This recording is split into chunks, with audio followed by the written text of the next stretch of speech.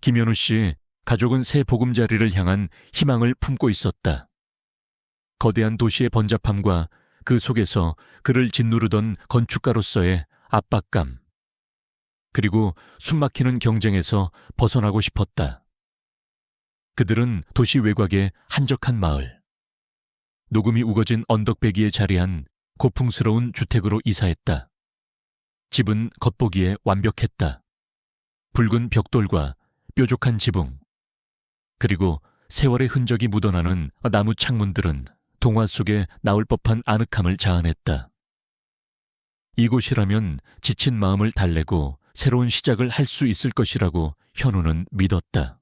하지만 현우의 마음 한구석에는 늘 불안감이 자리하고 있었다. 그의 아내 강수진은 초등학교 교사로 늘 가족의 평화를 최우선으로 생각하는 현명한 여인이었다. 그녀는 남편의 불안한 시선을 읽고 걱정스러운 표정을 지었지만 애써 미소 지으며 여보, 이제 다 잘 될 거예요. 여기서 우리 지호랑 민지랑 행복하게 살면 돼요. 라고 말했다. 큰아들 김지호는 15살로 조용하고 책 읽기를 좋아하는 사려 깊은 아이였다. 그는 새로운 환경에 적응하기 위해 애쓰는 부모님의 모습을 말없이 지켜보았다. 10살짜리 막내 김민지는 그 누구보다 이 새집을 좋아했다. 호기심 많고 활발한 민지는 집 안팎을 탐험하며 연신 감탄사를 쏟아냈다. 아빠, 우리 집 마당에 비밀의 방이 있을 것 같아요. 저기 오래된 나무 뒤에 뭔가 숨겨져 있을 것 같아요. 그녀의 해맑은 웃음소리가 텅 비어 있던 집에 활기를 불어넣었다. 새 집에서의 첫날 밤, 이삿짐 정리가 끝나지 않아 어수선했지만 가족은 오랜만에 함께 저녁 식탁에 둘러앉았다. 수진이 서툰 솜씨로 만든 김치찌개에서는 따뜻한 김이 모락모락 피어올랐다. 현우는 애써 미소 지으며 젓가락을 들었다. 그의 마음속에는 아직 도시에서의 실패와 좌절감이 잔재해 있었다. 몇 년간 공들였던 대형 프로젝트가 경쟁사의 비열한 술수로 무산되었고 그 여파로 회사는 심각한 재정난에 허덕였다. 결국 그는 책임감이라는 명분 아래 퇴사를 선택해야 했다. 새로운 일자리를 찾는 것은 쉽지 않았고 점점 바닥나는 통장 장어는 그의 어깨를 짓눌렀다. 수지는 그런 현우의 마음을 모르는 바 아니었지만 내색하지 않고 그저 따뜻한 눈빛으로 남편을 응원했다. 식사를 하던 중이었다. 민지가 컵에 든 우유를 그만 테이블 위로 쏟고 말았다. 하얀 우유가 순식간에 식탁보 위로 번져나갔다. 어떡해, 엄마 미안해요. 민지는 당황하며 울먹였다. 순간 현우의 미간이 살짝 찌푸려졌지만 그는 이내 표정을 풀었다. 지쳐있는 자신을 다잡았다. 괜찮아, 민지야. 아빠가 닦으면 돼. 그는 휴지를 가져와 직접 우유를 닦아내기 시작했다. 수지는 걱정스러운 눈빛으로 현우를 바라보았다. 그녀는 남편의 어깨에 손을 얹으며 말했다. 여보, 제가 할게요. 민지야, 괜찮아. 일부러 그런 거 아니잖아. 현우는 고개를 저으며 괜찮다는 듯 씩 웃었다. 그는 우유 자국을 깨끗하게 닦아낸 후 민지의 머리를 쓰다듬으며 말했다. 괜찮아. 민지야, 중요한 건 네가 다치지 않은 거야. 민지는 아빠의 따뜻한 말에 울음을 그치고 환하게 웃었다. 그 순간 현우는 잠시나마 자신의 불안감을 잊고 가족의 평화로운 순간에 집중할 수 있었다.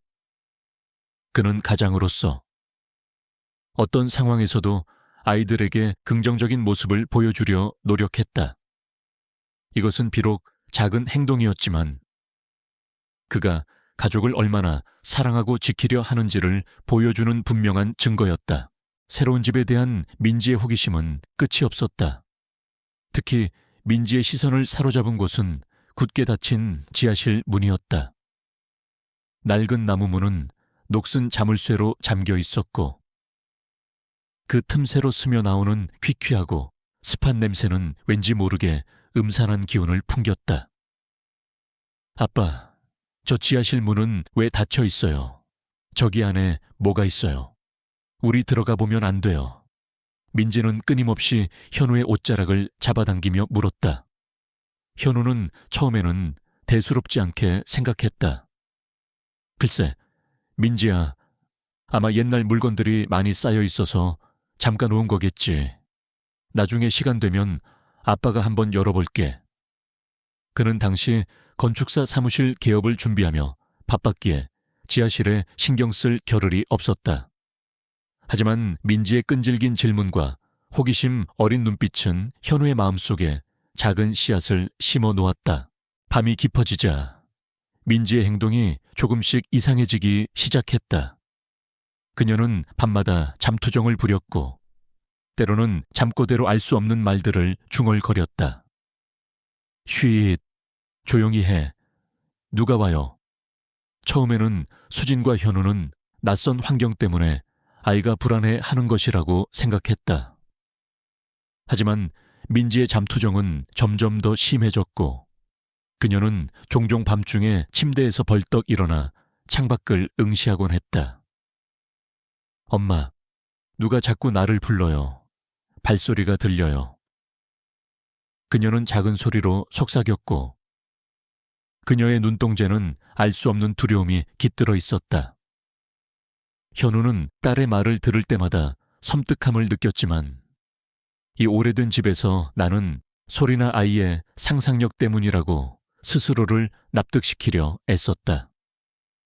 그는 과학적이고 논리적인 사고방식을 가진 건축가였기에 미신적인 현상들을 쉽게 받아들일 수 없었다. 지호는 민지보다 조용했지만 그 또한 밤마다 이상한 소리를 듣기 시작했다. 희미한 속삭임, 삐걱거리는 마룻바닥 소리, 그리고 때로는 마치 누군가 흐느끼는 듯한 소리까지. 그는 침대에서 일어나 방문을 열어 복도를 내다보았지만 아무것도 보이지 않았다. 지호는 불안했지만 부모님에게는 말하지 않았다. 괜히 걱정만 끼쳐드릴까봐 염려했기 때문이다. 그는 대신 인터넷에서 오래된 집에 대한 괴담이나 미신들을 찾아보기 시작했다. 혹시 이 집에도 숨겨진 이야기가 있는 것은 아닐까 하는 막연한 불안감이 그를 사로잡았다. 그는 가족의 불안감을 느끼고 있었고 이 분위기를 타개할 방법을 찾고 싶었다. 어느 날 저녁, 현우는 거실에서 설계 도면을 검토하고 있었다. 고요한 밤이었다. 그때 지하실 문 쪽에서 딸깍 하는 희미한 소리가 들렸다. 현우는 깜짝 놀라 고개를 들었다. 분명히 잠겨있던 문이었다. 그는 잠시 망설이다가 자리에서 일어났다. 그는 발소리를 죽여 지하실 문으로 다가갔다. 문고리를 잡으려 하자 문고리는 차갑고 녹슬어 있었다. 그는 조심스럽게 문고리를 돌려보았다. 잠겨 있었다. 그는 한숨을 내쉬었다. 자신의 예민함 탓일 거라고 생각하며 다시 거실로 돌아왔다. 하지만 그의 마음속에는 지하실에 대한 알 수 없는 궁금증이 더욱 커져갔다. 민지의 불안한 모습과 밤마다 들려오는 기이한 소리들이 모두 지하실과 관련이 있는 것은 아닐까 하는 막연한 추측이 그의 머릿속을 맴돌았다. 그는 이 집에서 완전히 정착하고 싶었고 그러기 위해서는 이 집이 품고 있는 모든 비밀을 해결해야 한다고 생각했다. 며칠 후 현우는 도시에서 의뢰받은 작은 건축 프로젝트를 위해 고객과 미팅을 했다. 미팅은 성공적이었다. 오랜만에 찾아온 일거리에 현우는 활기를 되찾았다. 그는 고객과의 대화 중 우연히 이사온 집 이야기를 꺼냈다. 요즘 새로 이사간 집이 좀 오래된 집이라 지하실이 잠겨 있는데 혹시 옛날 집들에 대한 특이사항 같은 게 있을까요? 고객은 인자한 미소를 지으며 고개를 끄덕였다. 오래된 집들은 종종 사연을 품고 있기도 하죠. 특히 지하실은 주인의 개인적인 물건이나 비밀스러운 것들을 보관하는 경우가 많아요. 혹시 지하실 열쇠는 찾으셨나요? 보통 그런 집들은 어딘가에 열쇠를 숨겨두곤 합니다. 고객의 말에 현우는 고개를 끄덕였다. 그는 문득 이 집의 전 주인에 대한 궁금증이 생겼다. 그들은 왜 갑자기 집을 팔고 떠났을까? 왜 지하실을 잠깐 놓았을까? 그의 직감은 이 지하실에 무언가 숨겨져 있을 것이라고 속삭였다. 집으로 돌아온 현우는 다시 지하실 문 앞에 섰다.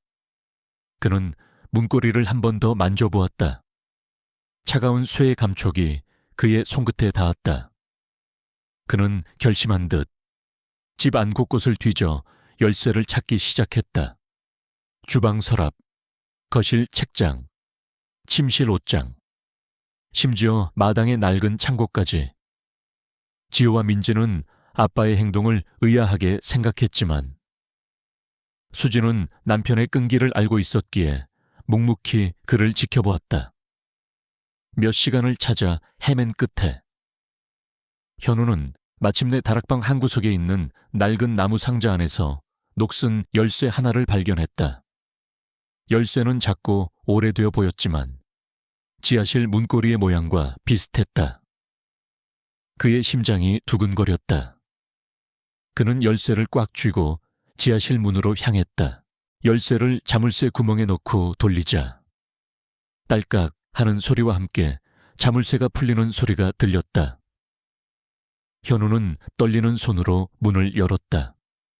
삐걱거리는 소리와 함께 낡은 지하실 문이 천천히 열렸다. 안에서는 퀴퀴하고 습한 냄새가 코를 찔렀다. 짙은 어둠이 그를 맞이했다. 현우는 숨을 크게 들이쉬었다. 그는 손전등을 켜고 지하실 안으로 발을 들여놓았다. 지하실은 생각보다 넓었다. 거미줄과 먼지가 가득했고 온갖 낡은 가구들과 잡동사니들이 여기저기 널브러져 있었다. 마치 시간이 멈춘 듯한 공간이었다. 현우는 천천히 지하실 안을 둘러보았다. 오래된 상자들, 낡은 그림들, 그리고 먼지 쌓인 가구들, 이 모든 것들이 그의 호기심을 자극했다. 그는 어쩌면 이 안에서 새로운 영감을 찾을 수 있을지도 모른다고 생각했다.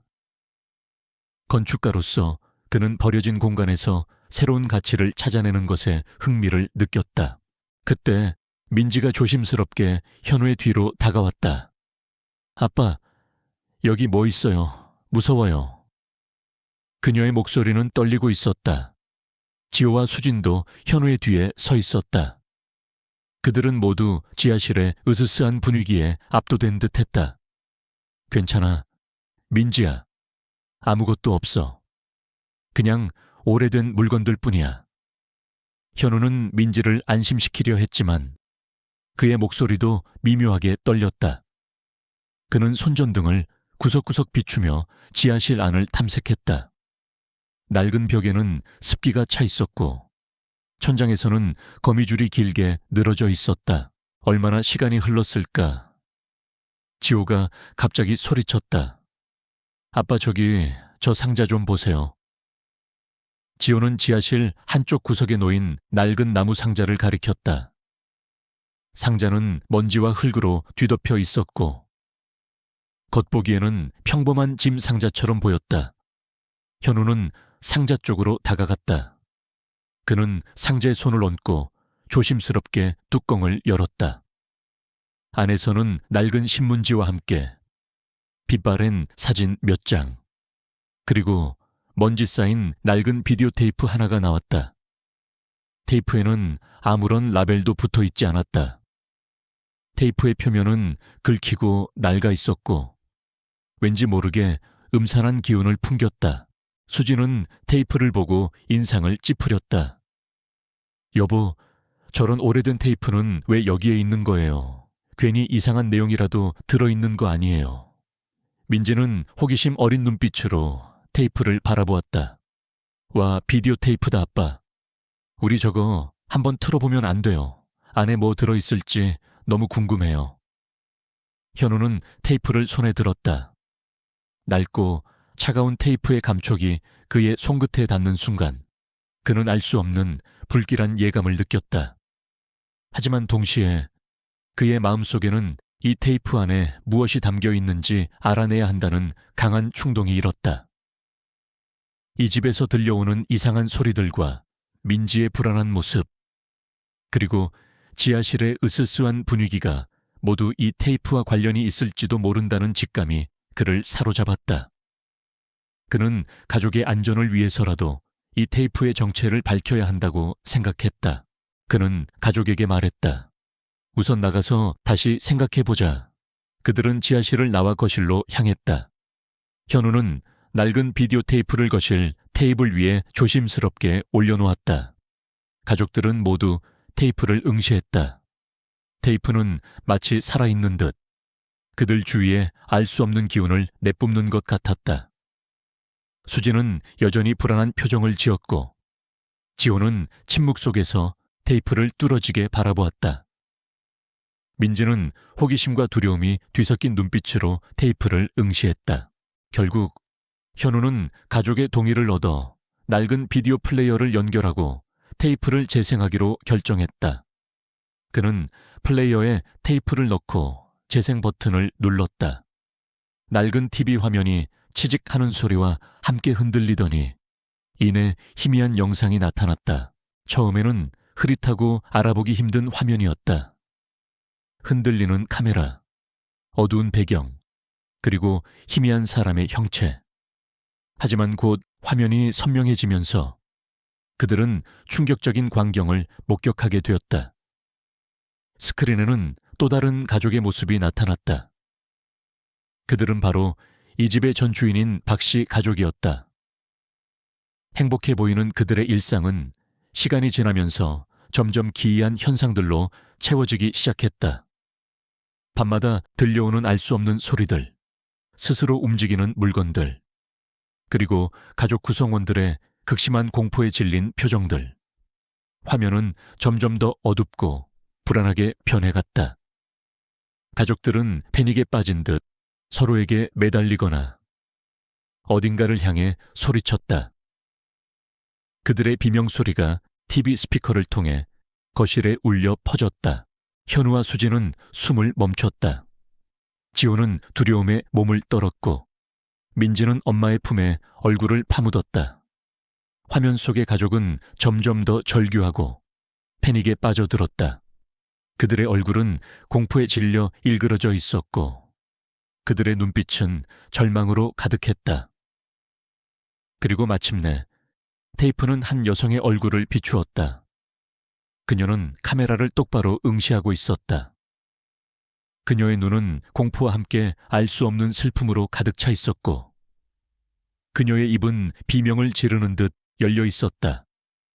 그녀의 얼굴은 점점 일그러지더니 갑자기 화면이 치익 하는 끔찍한 소리와 함께 지지직거렸다. 화면은 완전히 검은색으로 변했고 비디오 플레이어는 멈췄다. 거실은 순식간에 정적에 휩싸였다. 낡은 TV 화면은 여전히 검은색으로 남아 있었고 그 안에는 방금 본 끔찍한 잔상이 아른거리는 듯했다. 현우는 숨을 헐떡였다. 그의 얼굴은 창백했고 그의 손은 떨리고 있었다. 수지는 민지를 꼭 끌어안고 있었다. 지호는 멍한 눈빛으로 허공을 응시했다.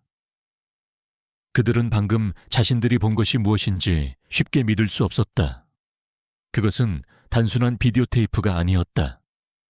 그것은 이 집에 숨겨진 끔찍한 진실을 담고 있는 살아있는 악몽이었다. 그날 밤 김현우 가족은 잠들 수 없었다. 낡은 비디오 테이프의 내용은 그들의 마음속에 깊이 각인되었다. 그들의 새 집은 더 이상 평화로운 보금자리가 아니었다. 그것은 공포와 미스터리로 가득 찬 끔찍한 장소가 되어 있었다. 민지의 잠투정은 이제 더 이상 단순한 잠투정으로 들리지 않았다. 그녀의 밤마다 들려오던 알 수 없는 소리들과 이상한 행동들은 이제 설명 가능한 현실이 되었다. 그들은 이 모든 것이 우연이 아니라는 것을 직감했다. 그들은 자신들의 가족이 이 집의 전 주인인 박 씨 가족이 겪었던 끔찍한 운명을 똑같이 겪게 될지도 모른다는 섬뜩한 예감에 휩싸였다. 그들의 삶은 이 낡은 비디오 테이프 하나로 인해 완전히 뒤바뀌게 되었다. 공포는 이제 시작이었다. 그들은 더 이상 과거의 평화로운 삶으로 돌아갈 수 없었다. 그들은 이제 이 집의 비밀을 파헤치고 자신들을 둘러싼 공포에 맞서 싸워야만 했다. 낡은 비디오 테이프가 재생을 멈추자 김현우 가족은 칠흑 같은 공포 속으로 던져졌다. 화면 속 박 씨 가족의 절규와 마지막 여성의 형언할 수 없는 눈빛은 그들의 뇌리에 깊이 박혔다. 거실은 차가운 침묵으로 가득했고 TV 화면의 검은 잔상은 마치 자신들을 응시하는 거대한 눈동자처럼 느껴졌다. 김민지는 엄마 수진의 품에 얼굴을 파묻고 흐느꼈고 김지호는 두려움에 몸을 떨며 창백한 얼굴로 TV를 응시했다. 현우는 떨리는 손으로 리모컨을 들어 비디오 플레이어의 전원을 껐지만 그들의 마음속에 재생된 악몽은 쉬이 사라지지 않았다. 그날 밤 그들은 단 한숨도 잘 수 없었다. 이사 첫날 밤부터 민지에게 들렸다는 알 수 없는 소리들과 밤마다 찾아오는 불안정한 잠투정. 그리고 이제는 그들 모두에게 들리기 시작한 마룻바닥 삐걱거리는 소리, 희미한 속삭임, 그리고 차가운 공기까지. 모든 것이 비디오 테이프 속 박 씨 가족이 겪었던 일들과 소름 끼치게 일치했다.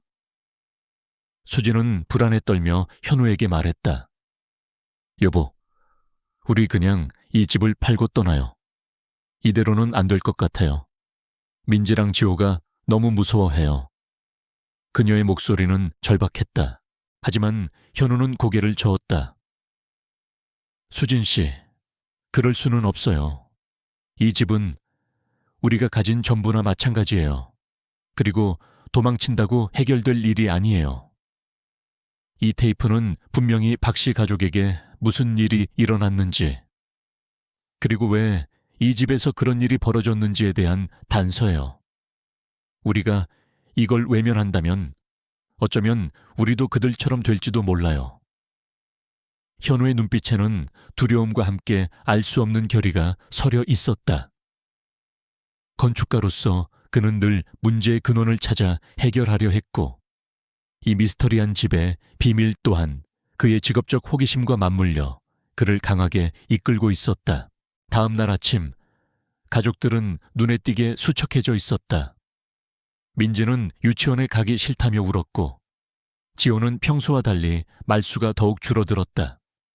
수진은 억지로 아이들을 등교시켰지만 그녀의 마음속에는 불안감이 가득했다. 현우는 평소처럼 출근 준비를 했지만 그의 발걸음은 무거웠다. 그는 낡은 비디오 테이프를 다시 테이블 위에 올려놓고 한참을 응시했다. 그는 이 테이프 안에 담긴 미스터리를 풀어야만 가족이 평화를 되찾을 수 있을 것이라고 믿었다. 그날부터 현우는 집 안 곳곳을 탐색하기 시작했다. 그는 지하실뿐만 아니라 다락방, 벽장, 심지어 정원까지 꼼꼼하게 살폈다. 그의 손길이 닿는 곳마다 낡은 물건들이나 오래된 구조물들이 있었다. 그는 마치 박물관의 유물을 대하듯 조심스럽게 그것들을 만져보고 관찰했다. 그는 이 집의 건축 양식이나 재료들을 통해 과거의 흔적을 찾으려 애썼다. 건축가로서 그는 건물이 단순히 구조물이 아니라 그 안에 사는 사람들의 삶과 기억을 담고 있다는 것을 알고 있었다. 탐색을 하던 중 현우는 유독 지하실의 한쪽 벽면에서 이상한 기운을 느꼈다. 벽은 다른 곳보다 유난히 차갑고 습했으며 희미하게 곰팡이 냄새가 났다. 현우는 그 벽에 손을 짚었다. 차가운 벽의 감촉이 그의 손끝에 닿는 순간 그의 몸에 알 수 없는 전율이 흘렀다. 마치 정전기가 흐르는 듯한 찌릿한 느낌과 함께 그의 눈앞에 희미한 잔상이 스쳐 지나갔다. 어떤 여인의 흐느낌, 그리고 낡은 흔들 침대의 모습이었다. 그는 순간적으로 눈을 감고 고개를 흔들었다. 피곤해서 그런가 하지만 그의 심장은 격렬하게 뛰고 있었다. 그는 밤이 되자 더욱 예민해졌다. 밤마다 집 안에서 들려오는 기이한 소리들은 이제 그의 청각을 예리하게 만들었다. 삐걱거리는 마룻바닥 소리, 문이 저절로 열리고 닫히는 소리, 그리고 가장 섬뜩한 것은 알 수 없는 속삭임이었다. 마치 여러 사람의 목소리가 뒤섞여 들리는 듯했지만 정확한 내용은 알아들을 수 없었다. 이 모든 현상들은 비디오 테이프 속에서 박씨 가족이 겪었던 것과 똑같았다. 현우는 자신들의 상황이 점점 더 비디오 테이프 속의 공포와 겹쳐지는 것을 느끼며 등골이 오싹해졌다. 그는 아내와 아이들을 침실에 재우고 자신은 거실에서 밤을 새웠다. 혹시라도 무슨 일이 생길까봐 불안했기 때문이다. 며칠 후 현우는 건축 자료를 찾기 위해 도서관에 갔다. 그는 오래된 건축물에 대한 책들을 뒤적이다가 우연히 귀신 들린 집에 대한 고문서 몇 권을 발견했다. 그는 호기심에 책을 펼쳤다. 책 속에는 옛사람들이 믿었던 영적인 현상들과 특정한 장소에 깃든 영혼들의 이야기가 담겨 있었다. 그는 그런 이야기들을 믿지 않았지만 흥미를 가지고 읽어 나갔다. 그때 한 구절이 그의 시선을 사로잡았다. 오랜 세월 동안 강렬한 감정이 스며든 장소나 물건은 때때로 과거의 기억을 현세에 투영하여 나타내기도 한다. 이는 특정 인물에게만 보이는 현상으로 그들은 영혼의 메아리를 듣고 과거를 엿볼 수 있는 능력을 지녔다고 한다. 현우는 순간 자신의 손이 지하실 벽에 닿았을 때 느꼈던 전율과 희미한 잔상을 떠올렸다. 설마 그의 이성적인 사고방식으로는 납득하기 어려웠지만 그의 직감은 알 수 없는 힘에 이끌리고 있었다. 그날 밤 현우는 다시 지하실로 내려갔다. 그는 아까 그 차가운 벽 앞에 섰다. 그리고 다시 조심스럽게 손을 얹었다. 그의 손바닥에서부터 차가운 기운이 그의 몸속으로 스며들었고 그의 심장이 격렬하게 뛰기 시작했다. 이번에는 아까보다 훨씬 더 선명한 영상이 그의 눈앞에 펼쳐졌다. 한 젊은 여인이 흔들 침대 옆에 쭈그리고 앉아 서럽게 울고 있었다. 그녀의 얼굴은 절망으로 일그러져 있었고 그녀의 손에는 작은 천 조각이 들려 있었다. 그녀는 작은 소리로 무언가 중얼거렸지만 현우는 그 말을 알아들을 수 없었다. 그녀의 눈에서는 굵은 눈물방울이 하염없이 흘러내렸다. 그때 어둠 속에서 거대한 그림자가 나타났다. 남자의 형체였다. 남자는 여인을 향해 무언가 소리쳤고 여인은 두려움에 떨며 남자를 올려다보았다. 남자는 여인의 손에 든 천 조각을 빼앗아 던져버리고 흔들 침대를 발로 차 넘어뜨렸다. 흔들 침대가 바닥에 부딪히며 부서지는 소리가 들렸다. 여인은 절규하며 쓰러졌다. 남자는 비웃듯이 방을 나섰다. 여인은 홀로 남아 서럽게 울부짖었다. 그 울음소리는 마치 현우가 밤마다 들었던 그 희미한 속삭임과 흐느낌이 뒤섞인 소리 같았다. 환영은 순식간에 사라졌다. 현우는 숨을 헐떡이며 벽에서 손을 떼었다. 그의 몸은 식은땀으로 흠뻑 젖어 있었고 그의 심장은 폭주하는 기관차처럼 격렬하게 뛰었다. 그는 자신이 본 것이 환각이 아니라는 것을 직감했다. 그것은 바로 이 집에서 일어났던 과거의 비극적인 기억이었다. 그는 자신이 이 벽을 통해 과거의 잔상을 엿본 것이라고 확신했다. 그리고 그것은 도서관에서 읽었던 영혼의 메아리에 대한 내용과 일치했다. 그는 자신이 물건이나 공간에 남아있는 강렬한 감정이나 기억을 볼 수 있는 특별한 능력을 가지고 있음을 깨달았다. 그는 건축가로서 공간을 이해하는 것에 능숙했지만 이제 그 이해는 차원을 넘어선 것이었다. 그는 공간이 품은 기억을 읽어낼 수 있는 사람이 된 것이다. 현우는 지하실을 나와 거실로 향했다. 그는 자신이 방금 겪은 일을 어떻게 받아들여야 할지 혼란스러웠다. 이성적으로는 납득하기 어려운 현상이었지만 그의 눈으로 직접 본 것이었고 그의 몸으로 직접 느낀 것이었다. 그는 자신의 이성으로는 설명할 수 없는 현실에 직면했다. 그는 박씨 가족의 비극적인 운명이 단순한 우연이 아니라는 것을 깨달았다. 이 집에는 아직 해결되지 않은 슬픔과 한이 서려 있었고 비디오 테이프는 그 진실의 시작점이었던 것이다. 다음 날 아침 현우는 자신의 능력을 수진에게 털어놓을지 말지 고민했다. 그녀에게 혼란을 주고 싶지 않았지만 동시에 이 무거운 비밀을 혼자 짊어지는 것도 힘들었다. 결국 그는 수진에게 자신이 겪었던 일을 조심스럽게 이야기했다. 지하실 벽에서 본 환영과 자신이 느낀 알 수 없는 감각들, 그리고 과거의 기억을 엿볼 수 있는 능력이 생긴 것 같다는 이야기까지. 수진은 처음에는 믿지 못하는 듯 현우를 바라보았다. 여보, 피곤해서 그런 거 아니에요.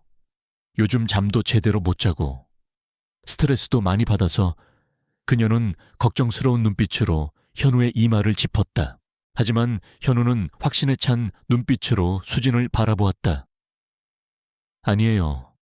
수진 씨, 이건 단순한 환각이 아니었어요. 너무나 생생했어요. 마치 제가 그곳에 있었던 것 같았어요. 저는 이제 이 집에서 일어났던 일을 해결할 수 있을 것 같아요. 이 능력으로 박씨 가족에게 무슨 일이 일어났는지 알아낼 수 있을 거예요. 현우의 목소리는 떨렸지만 그의 눈빛은 흔들림이 없었다. 수진은 현우의 진지한 모습에 더 이상 부정할 수 없었다. 그녀는 불안했지만 동시에 남편에 대한 믿음이 있었다. 그녀는 현우의 손을 잡으며 말했다. 여보, 혼자서는 너무 위험해요. 제가 옆에 있을게요. 우리 함께 해결해요. 수진의 따뜻한 말은 현우에게 큰 힘이 되었다. 그는 혼자가 아니었다. 지호는 부모님의 대화를 엿듣고 있었다. 그는 부모님의 말이 무슨 뜻인지 정확히 이해할 수는 없었지만 아빠가 뭔가 특별한 능력을 가지고 있다는 것을 직감했다.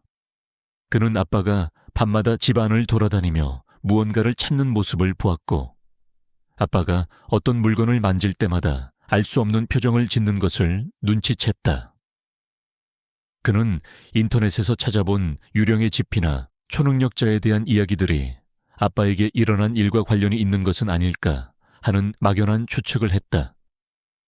지호는 두려움 속에서도 아빠의 능력이 이 집의 비밀을 풀어줄 유일한 열쇠라는 것을 본능적으로 느꼈다. 민지는 여전히 불안해했다. 밤마다 들려오는 소리들은 더욱 선명해졌고 그녀는 종종 악몽에 시달렸다. 엄마, 아줌마가 나를 보고 있어요. 울고 있어요. 민지는 잠꼬대로 박씨 가족의 여성에 대한 이야기를 했다. 현우는 민지의 잠꼬대를 들을 때마다 자신의 능력이 단순히 과거를 보는 것뿐만 아니라 영혼의 존재와도 연관되어 있음을 느꼈다. 어쩌면 민지는 그 영혼들과 직접 소통하고 있는 것일지도 모른다는 섬뜩한 가능성이 그의 머릿속을 스쳤다. 현우는 자신의 능력을 시험하기 위해 집안의 다른 낡은 물건들을 만져보기 시작했다. 그는 오래된 책장, 낡은 시계, 그리고 벽에 걸려있던 빛바랜 그림들을 만져보았다. 그의 손길이 닿는 곳마다 희미한 잔상들이 스쳐 지나갔다. 짧은 순간의 영상들, 알 수 없는 감정들. 그것들은 마치 조각난 퍼즐처럼 불분명했지만 현우는 그것들이 이 집의 과거와 관련된 기억들이라는 것을 확신했다. 그는 자신의 능력이 아직 완벽하지 않다는 것을 깨달았다. 더 많은 연습과 집중이 필요했다. 그러던 어느 날 밤, 민지의 방에서 끔찍한 비명소리가 들려왔다. 현우와 수지는 깜짝 놀라 민지의 방으로 달려갔다. 민지는 침대에서 벌벌 떨고 있었다. 그녀는 창밖을 가리키며 울부짖었다. 아빠, 저기 있어요. 저 여자가 우리를 보고 있어요. 현우는 창밖을 내다보았다. 어둠 속에서 희미한 형체가 아른거리는 듯했지만 그는 아무것도 볼 수 없었다. 하지만 민지의 눈에는 분명히 무언가가 보이고 있었다. 민지의 비명소리에 지호도 방으로 달려왔다. 지호는 민지의 눈빛에서 극심한 공포를 읽었다. 그는 자신의 동생이 더 이상 단순한 꿈을 꾸는 것이 아니라는 것을 직감했다. 그 순간 현우는 침대 옆 협탁 위에 놓인 민지의 낡은 곰 인형에 시선이 닿았다. 민지는 평소에 이 인형을 잠시도 놓지 않았다. 현우는 본능적으로 인형에 손을 얹었다. 그의 오른손에서부터 차가운 기운이 뿜어져 나왔고 그의 눈앞에 새로운 환영이 펼쳐졌다. 한 여인의 얼굴. 비디오 테이프에서 보았던 그 박씨 가족의 여인이었다. 그녀는 공포에 질려 흐느끼고 있었다. 그녀의 손에는 낡은 곰 인형이 들려 있었다. 그녀는 인형을 꼭 끌어안고 떨고 있었다. 그녀는 누군가에게 끌려가는 듯했다. 그녀의 눈은 절망으로 가득했고 그녀의 입에서는 희미한 비명소리가 흘러나왔다. 그리고 그녀가 끌려가는 동안 그녀의 시선은 곰 인형을 향해 있었다. 마치 마지막으로 이 인형을 통해 자신의 절규를 남기려는 듯. 그녀의 모습은 점점 희미해졌고 곰 인형은 그녀의 손에서 떨어져 어둠 속으로 사라졌다. 환영은 순식간에 사라졌다. 현우는 곰 인형을 꽉 쥐었다. 그의 얼굴은 창백했고 그의 심장은 격렬하게 뛰었다. 그는 이 낡은 곰 인형이 박씨 가족의 여인에게서 민지에게로 전달되었고 그 여인의 마지막 감정과 기억이 이 인형에 남아있음을 깨달았다. 그리고 민지는 바로 그 기억과 감정에 공명하며 고통받고 있었던 것이다. 이 인형은 단순한 장난감이 아니었다. 그것은 박씨 가족의 비극적인 이야기와 민지를 연결하는 통로였다. 현우는 민지를 꼭 끌어안았다. 민지야, 괜찮아. 아빠가 다 해결할게. 아빠가 이 집의 비밀을 밝혀내고 너를 지켜줄게. 그의 목소리는 떨렸지만 그의 눈빛은 확신에 차 있었다. 그는 자신의 능력이 단순히 과거를 엿보는 것에서 그치지 않고 그 안에 갇힌 영혼들의 고통을 느끼고 심지어 그 영혼들과 공명하는 것임을 알았다. 민지가 바로 그 공명에 가장 민감하게 반응했던 것이다. 수지는 현우의 눈빛에서 강한 의지를 보았다. 그녀는 남편의 능력에 대한 두려움을 잠시 접어두고 그를 믿기로 했다. 지호 또한 아빠의 비장한 표정과 민지를 안심시키는 목소리에서 알 수 없는 힘을 느꼈다. 그는 더 이상 두려움에 떨지 않았다. 그는 아빠와 함께 이 집의 비밀을 파헤쳐야 한다고 생각했다. 그날 밤 현우는 밤새도록 잠들지 못했다. 그는 곰 인형을 품에 안고 거실 소파에 앉아 있었다. 그의 손목에서는 차가운 기운이 계속해서 흘러나왔고 그의 머릿속에서는 박씨 가족의 여인의 절규가 맴돌았다. 그는 자신이 이 능력으로 무엇을 해야 할지, 어떻게 이 집의 비밀을 풀어야 할지 고민했다. 이 능력은 그에게 새로운 책임감을 안겨주었다. 그는 건축가로서 건물을 짓는 사람이었지만 이제는 영혼의 흔적을 쫓아 진실을 밝히는 사람이 되어야 했다. 이 집은 단순히 건물이 아니라 슬픈 역사를 품고 있는 살아있는 유기체였다. 현우는 자신이 이 능력을 통해 박씨 가족에게 일어난 일을 완벽하게 알아내야만 그리고 그들을 얽매고 있는 미스터리를 풀어내야만 가족 모두가 안전해질 수 있다는 것을 깨달았다. 그는 낡은 비디오 테이프를 다시 꺼내 들었다. 테이프는 여전히 검고 음산했지만 이제는 그에게 두려움의 대상이 아니라 진실을 향한 열쇠로 보였다.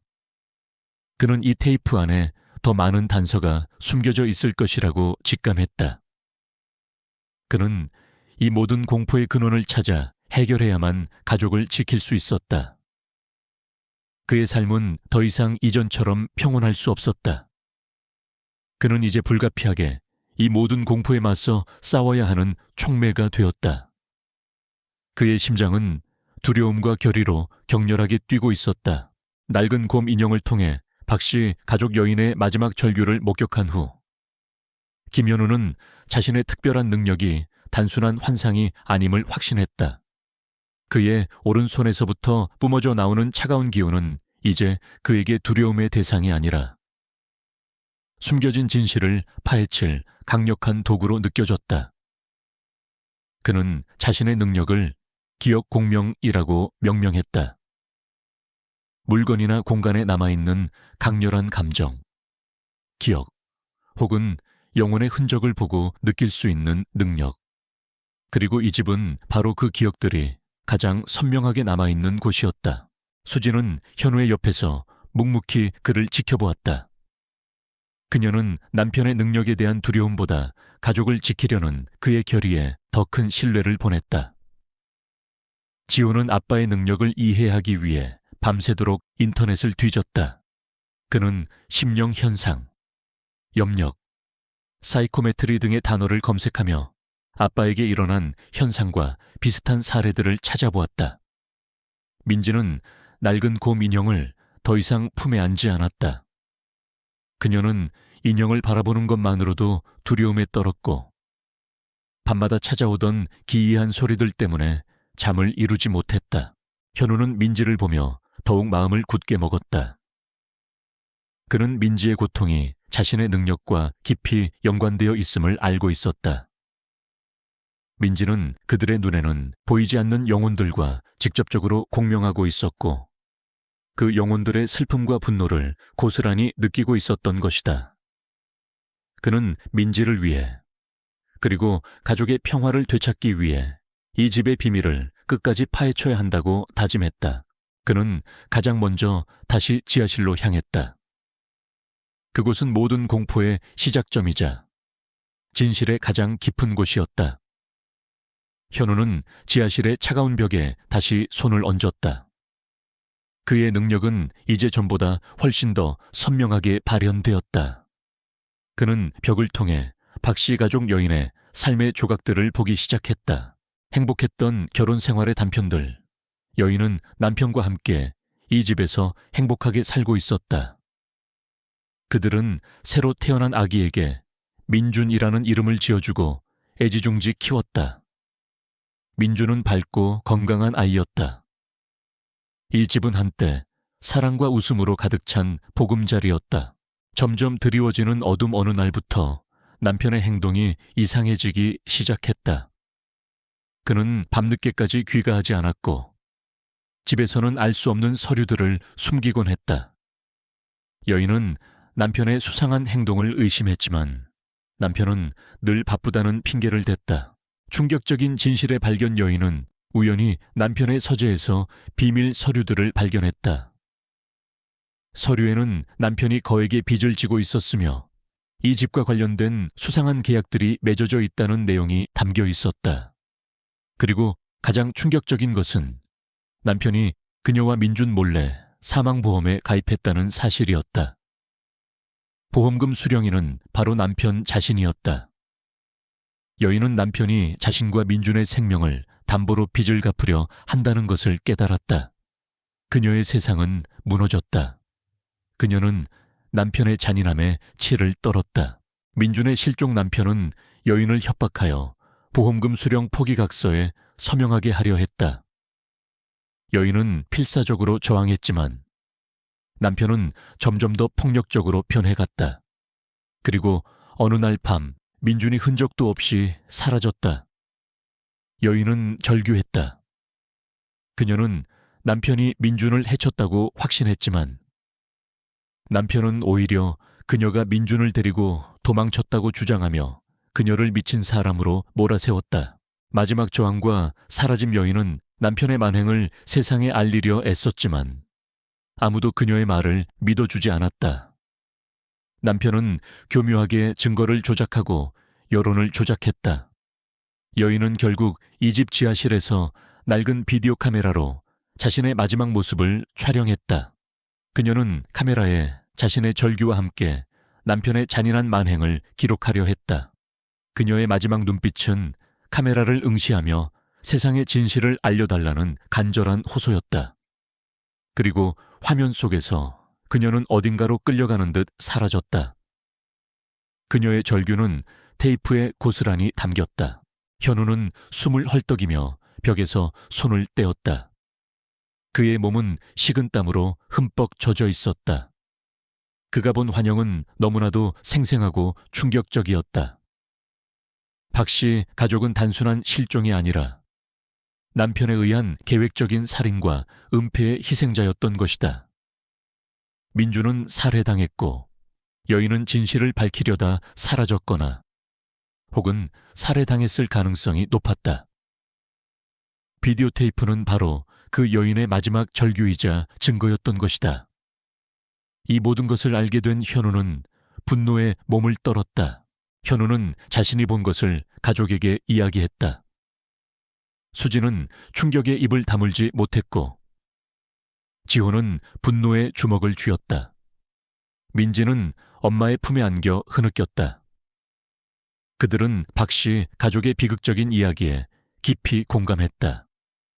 특히 민지는 그 여인의 슬픔에 공명하며 더욱 불안해했다.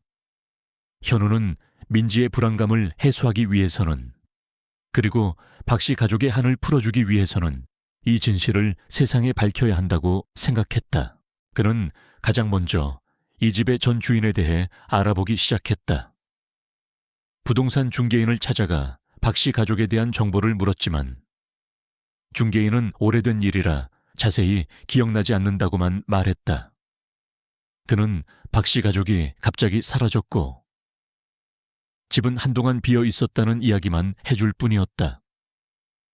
현우는 만족스러운 정보를 얻지 못했지만 중개인의 어딘가 모르게 불안해하는 눈빛에서 무언가 숨겨진 이야기가 있다는 것을 직감했다. 현우는 박 씨 가족의 흔적을 찾기 위해 발품을 팔기 시작했다. 그는 오래된 이웃들을 찾아다니며 박 씨 가족에 대해 물었다. 대부분의 이웃들은 박 씨 가족에 대한 이야기를 꺼리거나 기억이 나지 않는다고 말했다. 마치 누군가에게 입단속을 당한 것처럼 보였다. 하지만 몇몇 나이 지긋한 어르신들은 박 씨 가족에 대해 희미한 기억을 가지고 있었다. 아이고, 그 집 말이지. 젊은 부부가 살았어. 남자는 번듯하니 잘생겼고 부인은 참 고왔지. 아들도 하나 있었는데 얼마나 예뻤는지 몰라. 근데 어느 날부터인가 집안의 불화가 잦아들더니 아기가 갑자기 사라졌지 뭐야. 그 후로 부인도 행방불명이 되고 남자는 얼마 안 가 집을 팔고 떠났어. 끔찍한 일이었지. 동네 사람들은 다들 그 집이 저주받았다고 수군거렸어. 어르신들의 이야기는 현우가 본 환영과 일치했다. 하지만 그들은 남편의 이름이나 행방에 대해서는 알지 못했다. 현우는 이 사건이 단순히 가족의 불화가 아니라 훨씬 더 큰 범죄와 연관되어 있음을 직감했다. 누군가 이 모든 것을 철저히 은폐하려 했다는 강한 느낌이 들었다. 현우는 박 씨 가족의 비극에 대한 추가적인 증거를 찾기 위해 다시 집으로 돌아왔다. 그는 자신의 기억 공명 능력을 활용하여 집 안 곳곳에 남아있는 박 씨 가족의 흔적들을 찾아다녔다. 그는 침실에서 여인의 낡은 손수건을 발견했다. 손수건에 손을 얹자 여인의 절망적인 감정이 생생하게 느껴졌다. 그녀는 이 손수건을 쥐고 밤새도록 흐느꼈을 것이다. 지하실의 흔들 침대에서 그는 민준의 낡은 그림책을 발견했다. 책에 손을 얹자 어린 민준의 해맑은 웃음소리가 그의 귀에 들리는 듯 했다. 그리고 민준이 엄마와 함께 책을 읽으며 행복해하던 단편적인 기억들이 스쳐 지나갔다. 이 그림책은 민준의 순수하고 행복했던 시절을 담고 있었다. 그는 거실 벽난로 위에서 빛바랜 가족 사진을 발견했다. 사진 속 박씨 가족은 행복하게 웃고 있었다. 남편은 넉넉한 미소를 짓고 있었고 여인은 아들 민준을 품에 안고 있었다. 현우는 사진 속 남편의 얼굴을 자세히 보았다. 그는 이 남자가 누구인지 알아야 했다. 그는 경찰에 이 사건을 다시 의뢰하기 위해서는 명확한 증거와 인물이 필요하다는 것을 알았다. 현우는 경찰서를 찾아가 50년 전 박씨 가족 실종 사건의 재조사를 요청했다. 그는 자신이 발견한 비디오 테이프와 자신의 능력으로 본 환영, 그리고 수집한 단서들을 제시했다. 하지만 경찰은 그의 이야기를 믿지 않았다. 김현우 씨, 저희도 당신의 어려움은 이해합니다. 하지만 50년 전의 미제 사건을 지금 와서 재조사한다는 것은 불가능합니다. 당신이 가져온 비디오 테이프만으로는 증거가 불충분하며 당신의 이야기는 너무 비현실적입니다. 경찰은 그의 말을 황당하다는 듯 들었고 심지어 그를 이상한 사람 취급하는 듯 했다. 그들은 현우에게 정신과 상담을 받아보는 것을 권유하기까지 했다. 현우는 절망했다. 그는 법의 힘으로 진실을 밝히는 것이 얼마나 어려운 일인지 뼈저리게 깨달았다. 강태호 같은 악인이 수십 년간 자신의 죄를 숨겨온 것이 어쩌면 당연한 일인지도 모른다는 생각이 들었다. 경찰서에서 돌아온 현우는 좌절감에 빠졌다. 그는 자신의 능력이 있음에도 불구하고 아무것도 할 수 없다는 무력감에 시달렸다. 그는 거실 소파에 앉아 멍하니 허공을 응시했다. 그때 수진이 그의 옆으로 다가와 손을 잡았다. 여보, 괜찮아요. 우리가 믿잖아요. 그럼 됐어요. 다른 방법을 찾아보면 돼요. 수진의 따뜻한 위로는 현우에게 작은 희망을 주었다. 지호는 아빠를 도울 방법을 찾기 위해 밤새도록 검색한 정보를 들고 현우에게 왔다. 아빠, 제가 인터넷에서 봤는데요. 이런 오래된 사건들은 경찰보다는 민간조사원이나 초자연 현상 전문가를 찾아보는 게 더 빠를 수도 있대요. 아니면 혹시 과거에 이 사건을 조사했던 담당 경찰관이 있을 수도 있지 않을까요? 지호의 말에 현우는 번뜩이는 아이디어를 얻었다. 지호는 자신의 방식대로 아빠를 돕고 있었던 것이다. 현우는 지호의 말대로 과거 박씨 가족 실종 사건을 담당했던 경찰관의 이름을 알아냈다. 그는 은퇴한 지 오래되었고 한적한 시골 마을에서 여생을 보내고 있었다. 현우는 수소문 끝에 그 노인을 찾아갔다.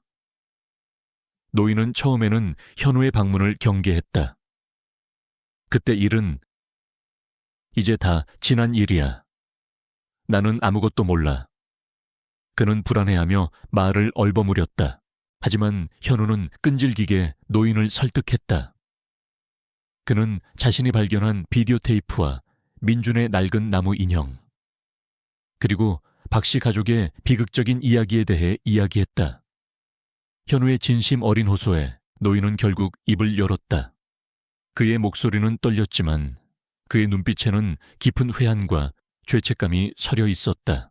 그때 박씨 부인은 계속 남편이 민준이를 해쳤다고 주장했어. 그리고 남편의 보험 사기와 수상한 계약에 대해서도 이야기했지. 우리는 분명히 남편을 의심했지만 강력한 외부 압력이 들어왔어. 위에서 사건을 서둘러 종결하라는 지시가 내려왔고 증거는 모두 은폐되었지. 박씨 부인은 결국 실종 처리되었고 남편은 아무런 처벌도 받지 않았어. 그 남자는 강태호라는 거물이었지. 당시에는 작은 건설 회사 사장이었는데 나중에는 엄청난 부자가 되었어.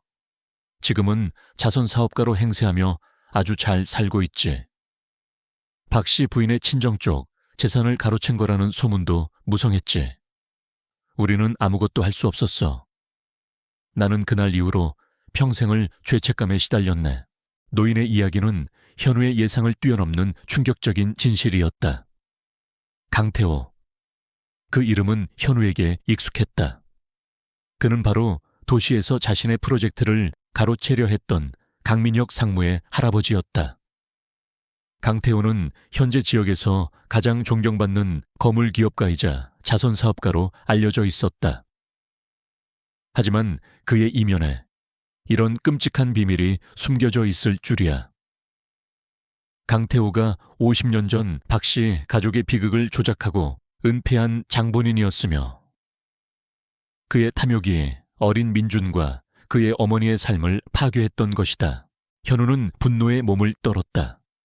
그의 심장은 복수심과 정의감으로 불타올랐다. 그는 박 씨 가족의 억울함을 풀고 강태호의 추악한 죄를 세상에 밝혀내야겠다고 결심했다. 그는 노인에게 감사 인사를 하고 자리에서 일어났다. 노인은 현우의 손을 잡으며 말했다. 젊은이, 자네에게는 뭔가 특별한 힘이 느껴져. 부디 그들을 위해 진실을 밝혀주게. 나처럼 평생을 후회하며 살지 말고. 노인의 눈에는 뜨거운 눈물이 고였다. 현우는 노인의 말에 고개를 끄덕였다. 그는 이제 혼자가 아니었다. 그는 박 씨 가족의 한을 풀어줄 수 있는 유일한 사람이었다. 그의 기억 공명 능력은 더 이상 단순한 초능력이 아니라 과거의 비극을 바로잡고 정의를 구현하는 사명감을 의미했다. 그는 집으로 돌아오는 길 내내 강태호에 대한 복수심에 사로잡혔다. 그리고 그 복수심 속에는 가족을 지키려는 가장의 강한 의지가 담겨 있었다. 집으로 돌아온 현우는 수진과 지회에게 자신이 알게 된 모든 사실을 이야기했다.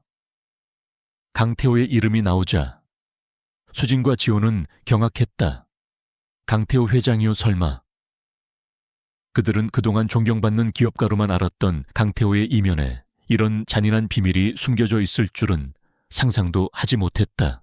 지호는 강민혁 상무의 비열한 행동이 그의 할아버지의 피를 물려받은 것일지도 모른다고 생각하며 치를 떨었다. 민지는 방에서 잠을 이루지 못하고 흐느끼고 있었다. 그녀의 귀에는 박 씨 여인의 절규가 계속해서 들려오는 듯했다. 현우는 민지의 방으로 들어갔다. 그는 민지의 옆에 앉아 그녀의 작은 손을 잡았다. 그의 오른손목에서부터 따뜻한 기운이 민지의 손으로 흘러 들어갔다. 민지는 현우의 손길에 놀란 듯 눈을 떴다. 그녀의 눈동자는 여전히 불안했지만 이전보다 훨씬 안정되어 있었다. 현우는 민지의 불안감을 자신의 능력으로 조금씩 치유할 수 있다는 것을 깨달았다. 그는 민지에게 말했다. 민지야, 괜찮아. 아빠가 다 해결할게. 더 이상 무서운 소리는 안 들릴 거야. 아빠가 다 없애줄게. 민지는 현우의 말에 고개를 끄덕였다. 그녀의 얼굴에 희미한 미소가 번졌다. 현우는 민지의 얼굴을 어루만졌다. 그는 민지를 위해서라도 강태호의 죄를 세상에 밝혀야 한다고 다시 한번 다짐했다.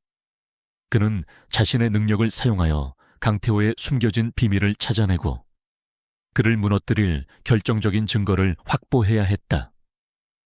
그의 오른손에서 느껴지는 따뜻한 기운은 이제 진실을 향한 그의 결의를 더욱 강하게 만들었다. 그는 이제 공포에 떨지 않았다. 그는 정의를 위해 싸울 준비가 되어 있었다. 강태호라는 이름이 김현우 가족의 삶에 들이운 그림자는 점점 더 짙어졌다. 존경받는 자선사업가이자 거물기업가인 그의 이면에 숨겨진 잔인한 진실은 현우를 분노로 불타오르게 했다. 그는 박 씨 가족의 억울함을 풀고 강태호의 추악한 죄를 만천에 드러내야만 가족이 진정한 평화를 찾을 수 있다고 믿었다. 하지만 그의 앞에는 거대한 벽이 가로막고 있었다. 강태호는 사회적으로 막강한 영향력을 가진 인물이었고 그에게 맞서는 것은 계란으로 바위치기나 다름없었다. 현우는 강태호에 대한 정보를 수집하기 시작했다. 그는 언론기사, 기업보고서, 심지어 강태호가 쓴 자서전까지 꼼꼼히 읽었다.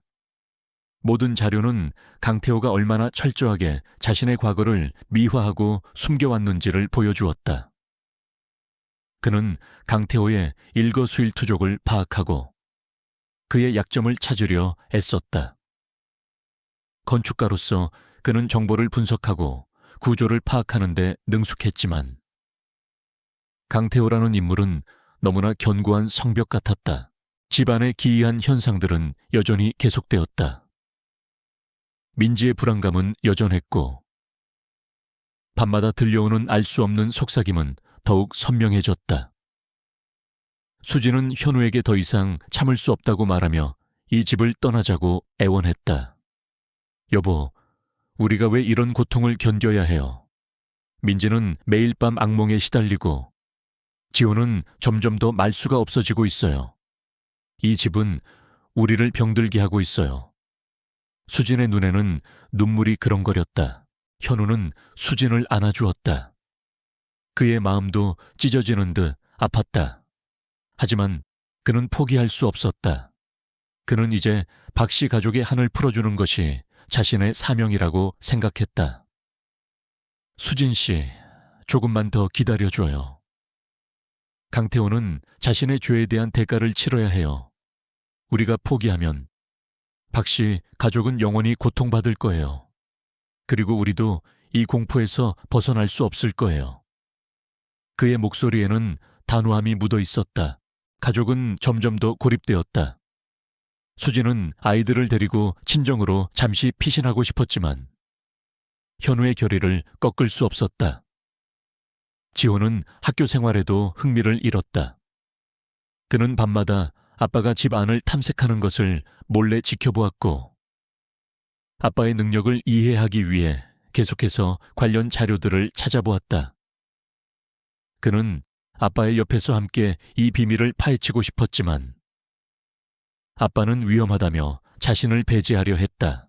현우는 자신의 기억 공명, 능력을 사용하여 강태호의 숨겨진 비밀을 파헤치기로 결심했다. 그는 강태호와 관련된 물건들을 찾아 나섰다. 강태호가 직접 사용했던 물건이나 그와 강렬한 감정이 연결된 물건이라면 그의 숨겨진 기억을 엿볼 수 있을 것이라고 생각했다. 하지만 강태호는 자신의 과거를 철저히 숨긴 인물이었다. 그의 손때가 묻은 물건을 찾는 것은 쉽지 않았다. 그는 강태호의 회사 건물 주변을 서성였다. 번듯한 대기업 건물은 강태호의 부하 권력을 상징하는 듯했다. 현우는 건물에 들어가 강태호의 개인 물품에 접촉하려 했지만 경비가 삼엄하여 접근조차 할 수 없었다. 그는 좌절했지만 포기하지 않았다. 그는 강태호의 동선을 파악하고 그가 자주 가는 장소를 알아내기 위해 노력했다. 그러던 중 현우는 강태호가 매주 특정 요일에 한적한 교회에 간다는 사실을 알게 되었다. 그는 강태호가 독실한 신자라는 이미지를 유지하려 한다는 것을 알고 있었다. 교회라면 경비가 허술할지도 모른다고 생각했다. 현우는 강태호가 교회에 가는 날을 기다렸다. 다음 주 현우는 강태호가 교회에 나타나기를 기다렸다. 강태호는 정장 차림으로 경호원 몇 명을 대동하고 교회로 들어섰다. 현우는 그를 미행했다. 예배가 시작되자 강태호는 맨 앞줄에 앉아 경건한 표정으로 기도를 드렸다. 현우는 조용히 교회의 뒤편에 앉아 강태호가 잠시 자리를 비울 틈을 노렸다. 예배가 끝나고 신도들이 모두 빠져나가자 강태호는 목사와 짧은 대화를 나눈 후 화장실로 향했다. 현우는 이 순간을 놓치지 않았다. 그는 재빨리 강태호가 앉았던 자리로 가서 의자에 손을 얹었다. 그의 손에서 차가운 기운이 뿜어져 나왔고 그의 눈앞에 강태호의 기억이 펼쳐졌다. 강태호의 과거와 박씨 가족과의 만남. 젊은 강태호는 가난했지만 야망이 넘치는 남자였다. 그는 우연히 부유한 박씨, 집안의 딸과 사랑에 빠지게 되었고 결혼에 성공하여 박 씨 가족의 재산을 노리기 시작했다. 그는 박 씨 부인의 재산을 자신의 사업 자금으로 사용했고 점차 거액의 빚을 지게 되었다. 악마적인 계획 강태호는 빚을 갚기 위해 박 씨 부인과 아들 민준의 생명보험에 몰래 가입했다. 그는 박 씨 부인에게 이 사실을 숨긴 채 모든 보험금을 자신이 수령하도록 계약했다. 그의 계획은 완벽해 보였다. 민준의 살해와 은폐 강태호는 민준을 유괴하여 살해했다. 그는 박 씨 부인을 협박하여 아들의 죽음을 숨기려 했고 모든 죄를 박 씨 부인에게 뒤집어 씌우려 했다. 그는 비디오 테이프 속에 담긴 여인의 절규를 녹음했지만 그것은 오히려 그가 여인을 협박하고 고문하는 증거가 되었다. 그는 교활하게 민준의 시신을 집 안 깊숙한 곳에 숨기고 이 모든 것을 완벽하게 은폐했다. 박 씨 부인의 죽음 여인은 아들의 죽음에 대한 진실을 밝히려 필사적으로 저항했지만 강태호는 그녀를 감금하고 끔찍하게 고문했다. 그는 그녀에게 이 모든 것이 자작극임을 인정하는 유언장을 쓰도록 강요했다. 그녀는 고통 속에서 남편에게 속았다는 사실과 함께 자신의 마지막 소원을 담은 유언장을 작성했다. 강태호는 그녀를 살해하고 시신을 은밀히 처리하여 완벽하게 증거를 인멸했다. 그는 박 씨 가족의 집을 헐값에 처분하여 모든 흔적을 지우려 했다. 사회적 가면 강태호는 이 모든 악행을 저지른 후 남은 재산으로 자선 사업을 시작하며 자신의 이미지를 세탁했다. 그는 자신을 가난한 이들을 돕는 자선 사업가로 포장했고 언론은 그의 선행을 칭송했다. 그는 완벽하게 자신의 죄를 은폐했고 50년 동안 아무도 그의 추악한 진실을 알지 못했다. 환영은 순식간에 사라졌다. 현우는 식은땀을 흘리며 의자에서 손을 떼었다. 그의 몸은 분노와 역겨움으로 떨렸다. 강태호는 단순한 범죄자가 아니었다. 그는 악마였다. 어린 아들을 살해하고 아내를 고문하며 죽음으로 몰아넣은 파렴치한 살인자였다. 그리고 그 모든 것을 은폐하고 50년 동안 존경받는 인물로 살아왔다. 현우는 강태호의 얼굴에 드리워진 위선적인 미소를 떠올리며 치를 떨었다. 그는 반드시 강태호의 죄를 세상에 밝히고 그에게 합당한 대가를 치르게 해야겠다고 다짐했다. 현우는 자신이 본 것을 수진과 지회에게 이야기했다. 그들은 강태호의 잔인함에 경악했다. 수진은 분노에 몸을 떨었고 지호는 충격의 말을 잇지 못했다. 민지는 밤마다 더욱 불안해했다.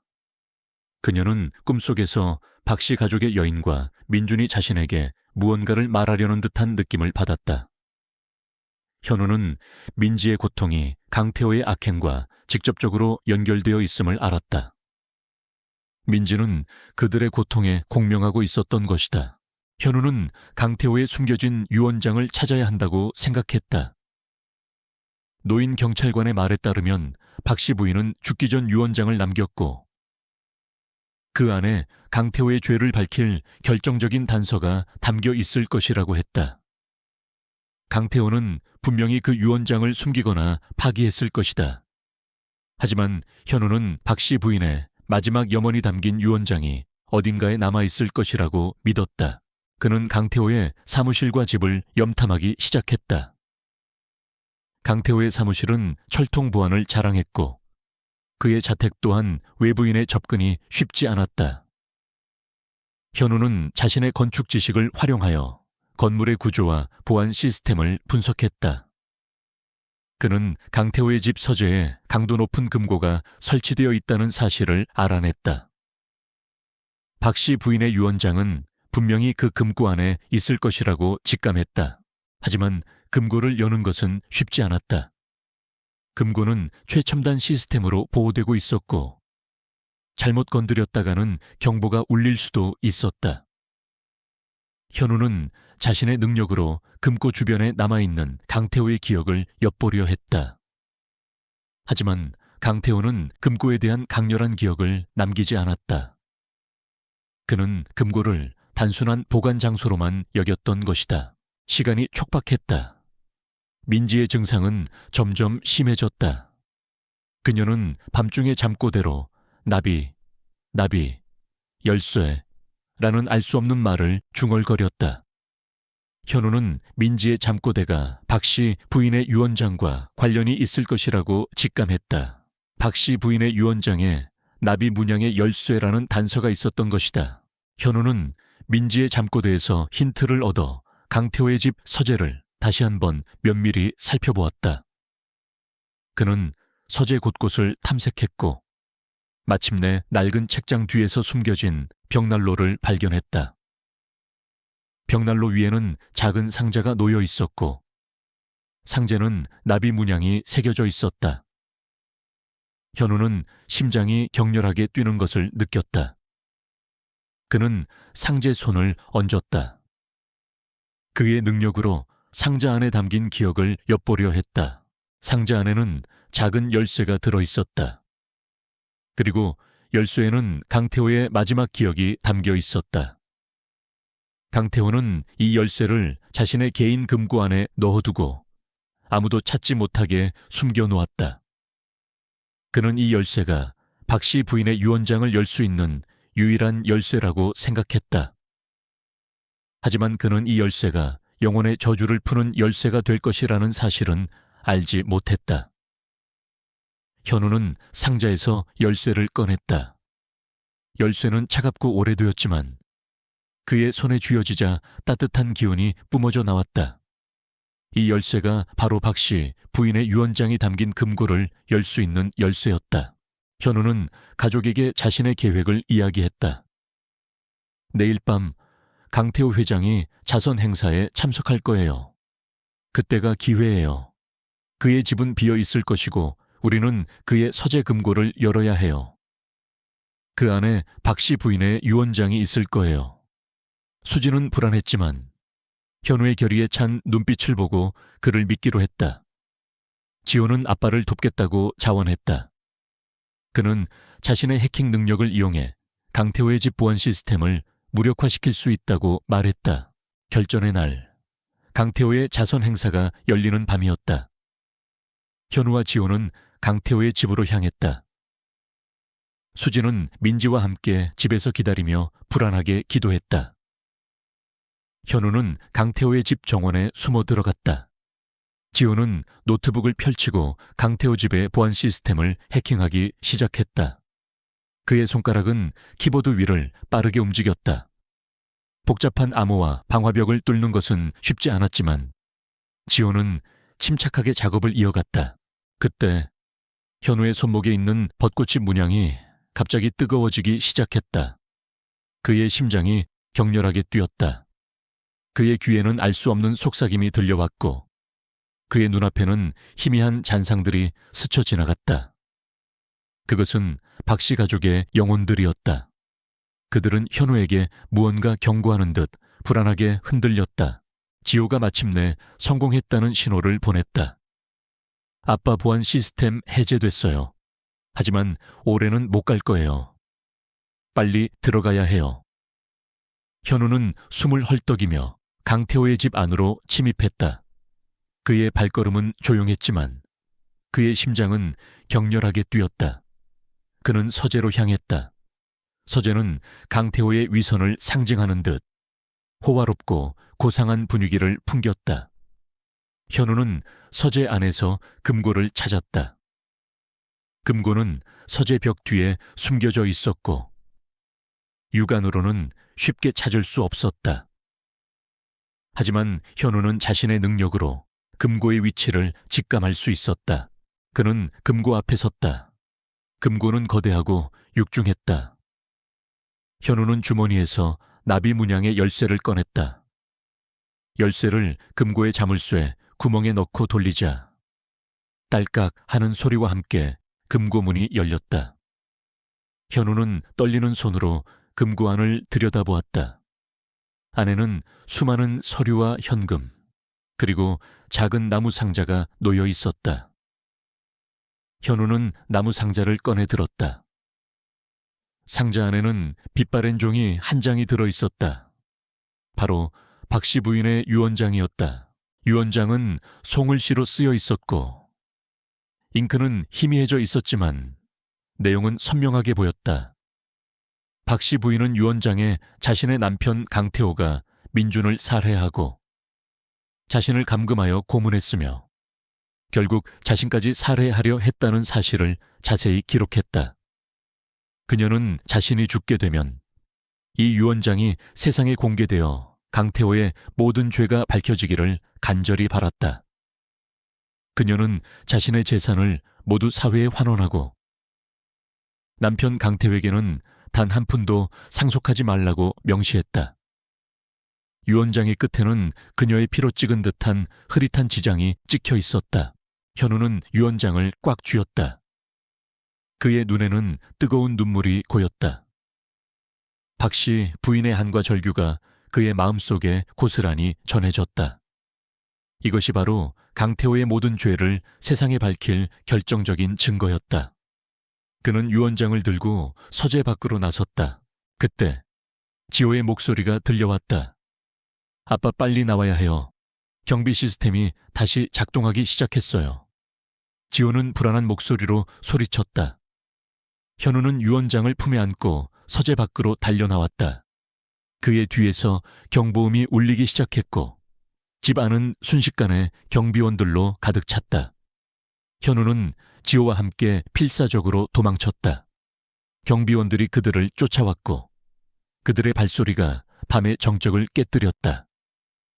현우는 자신들의 행동이 얼마나 위험한 일인지 알고 있었지만 후회하지 않았다. 그는 이제 강태호의 목덜미를 잡을 증거를 손에 넣었기 때문이었다. 그의 극한의 시험은 이제 시작이었다. 김현우의 손에 들린 박 씨 부인의 유언장은 차가운 금속 열쇠와는 비교할 수 없는 뜨거운 진실을 담고 있었다. 그의 심장은 격렬하게 뛰었다. 그의 옆에서 불안하게 서 있던 김지호는 아빠의 손에 들린 빛바랜 종이의 중요성을 직감했다. 강태호의 저택에서 울리는 경보음과 경비원들의 발소리는 그들을 맹렬히 뒤쫓고 있었지만 현우의 마음속에는 오직 이 유언장을 세상에 밝혀야 한다는 강한 의지만이 가득했다. 그들은 필사적으로 정원을 가로질러 달아났고 어둠 속에 숨겨둔 채 몸을 실었다. 지호는 능숙하게 차를 몰아 강태호의 저택을 벗어났다. 그들의 심장은 여전히 두근거렸지만 그들의 손에는 비로소 50년 묵은 진실의 증거가 들려 있었다. 집으로 돌아온 현우는 수진과 민지를 보자마자 유언장을 내밀었다. 수진은 떨리는 손으로 유언장을 받아 들었다. 그녀의 눈은 글자 한 줄 한 줄을 따라가며 충격과 분노로 물들었다. 민지는 엄마의 품에 안겨 있었지만 그녀의 눈빛은 이전보다 훨씬 안정되어 있었다. 현우는 민지의 낡은 곰인형에 손을 얹었다. 박 씨 부인의 유언장이 그의 손에 들어오자 곰인형에서 흘러나오던 슬픔의 기운이 점차 희미해지는 것을 느꼈다. 어쩌면 박 씨 부인의 영혼도 이제 한을 풀고 안식을 얻을 수 있을지도 모른다는 희망이 그의 마음에 피어올랐다. 그들은 유언장을 어떻게 세상에 공개할지 논의했다. 강태호는 너무나 막강한 인물이었기에 단순한 폭로로는 그의 위선을 벗겨내기 어려울 것이 분명했다. 그들은 신뢰할 수 있는 언론사를 찾아가거나 아니면 강태호의 명예가 가장 중요하게 여겨지는 공개적인 장소에서 그의 가면을 벗겨내야 한다고 생각했다. 현우는 유언장을 읽으며 또 다른 중요한 단서를 발견했다. 유언장에는 박 씨 부인이 사망 전 민준의 시신이 이 집의 어딘가에, 특히 오래된 우물 속 거에 묻혀 있다는 사실을 암시하는 구절이 있었다. 강태호가 자신의 죄를 완벽하게 숨기기 위해 어린 민준의 시신을 집 안 깊숙한 곳에 유기했다는 뜻이었다. 현우는 유언장에 나온 이 우물이 바로 이 집의 지하실에 연결된 오래된 우물일 것이라고 직감했다. 그는 민준의 마지막 안식처를 찾아내고 그의 영혼을 편안하게 보내줘야 한다고 생각했다. 다음 날 아침, 현우는 유언장을 들고 지하실로 향했다. 수진과 지호도 그의 뒤를 따랐다. 민지는 이번에는 지하실에 내려가지 않았다. 현우는 지하실 한쪽 구석, 예전에 이상한 기운을 느꼈던 벽면을 꼼꼼히 살폈다. 벽면 뒤에는 오래된 벽돌로 막힌 공간이 있었고 그 뒤에 낡은 우물이 숨겨져 있었다. 우물은 먼지와 거미줄로 뒤덮여 있었고 뚜껑은 무거운 철판으로 굳게 닫혀 있었다. 현우는 지호와 함께 힘을 합쳐 우물 뚜껑을 열었다. 삐걱거리는 소리와 함께 뚜껑이 열리자 안에서는 퀴퀴한 흙냄새와 함께 차가운 습기가 올라왔다. 현우는 손전등을 비춰 우물 안을 내려다보았다. 바닥은 어둠에 잠겨 아무것도 보이지 않았다. 그는 민준의 시신을 찾아내고 강태호의 마지막 죄를 밝히기 위해 우물 속으로 내려갈 방법을 모색했다. 그는 근처 농가에서 튼튼한 밧줄을 빌려왔다. 수진은 걱정스러운 눈빛으로 현우를 바라보았다. 여보, 너무 위험해요. 혼자 내려가지 마세요. 하지만 현우는 단호했다. 괜찮아요. 수진 씨, 민준이에게 마지막 인사를 해줘야 해요. 그리고 이 모든 진실을 밝히기 위해서라도 민준이의 흔적을 찾아야 해요. 그는 밧줄을 허리에 단단히 묶고 지호의 도움을 받아 조심스럽게 우물 안으로 내려갔다. 차가운 우물 속은 어둡고 습했다. 현우는 손전등을 들고 우물 바닥을 비추었다.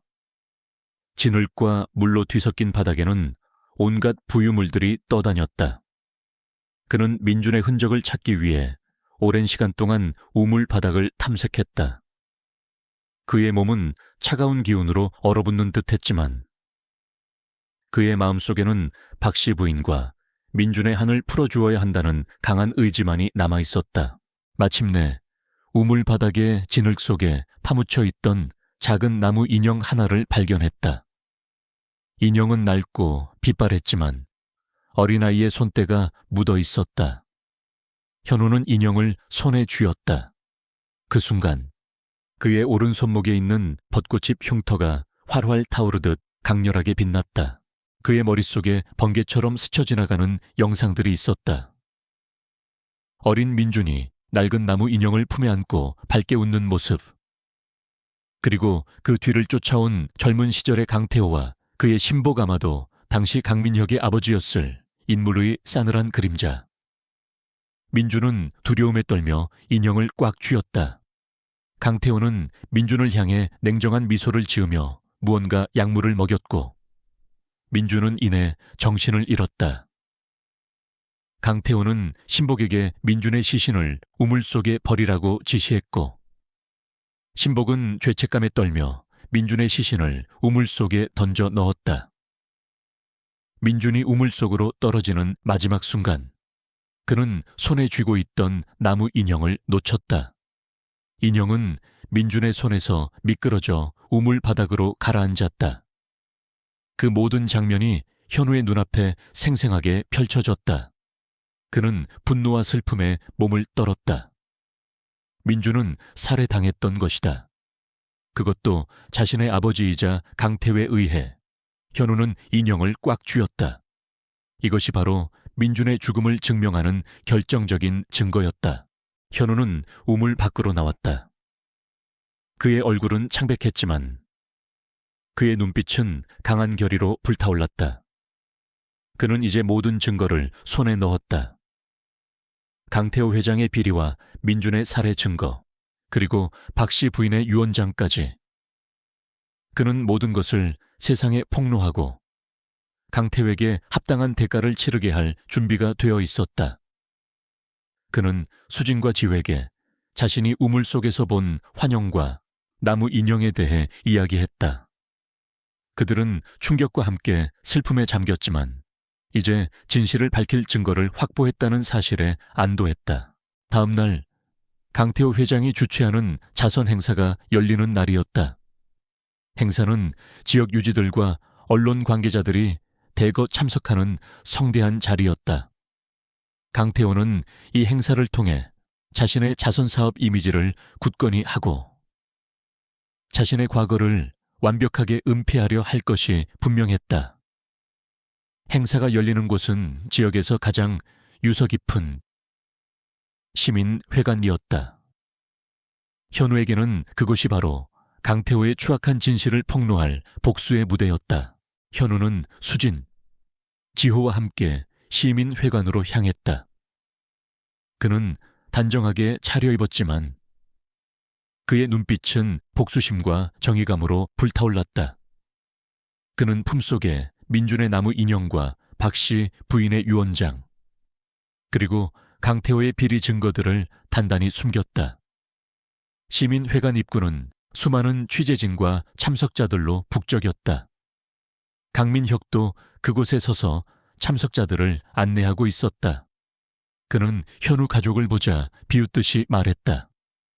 김현우 씨, 여기가 어디라고 함부로 나서는 겁니까?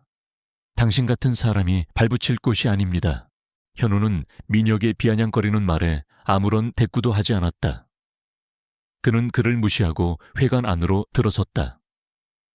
강태호 회장은 연단에 서서 자선사업에 대한 연설을 하고 있었다. 그의 얼굴에는 자애로운 미소가 가득했지만 현우의 눈에는 그저 가식적인 가면으로 보였다. 그는 강태호의 연설이 끝나기를 기다렸다. 그의 심장은 격렬하게 뛰었지만 그의 표정은 평온했다. 마침내 강태호의 연설이 끝났다. 박수갈채가 쏟아졌고 언론은 그의 자선사업을 칭송하는 기사를 쏟아낼 준비를 하고 있었다.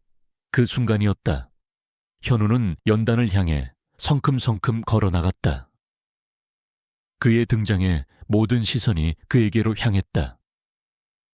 강민혁은 현우를 보고 경악했고 강태호 회장 또한 그의 갑작스러운 등장에 당황한 기색을 내비쳤다. 김현우 씨, 여기가 어디라고 함부로 나서는 겁니까? 당장 내려오지 못합니까? 강민혁이 소리쳤다. 현우는 민혁의 말을 무시하고 연단에 올랐다. 그는 강태호 회장과 정면으로 마주섰다.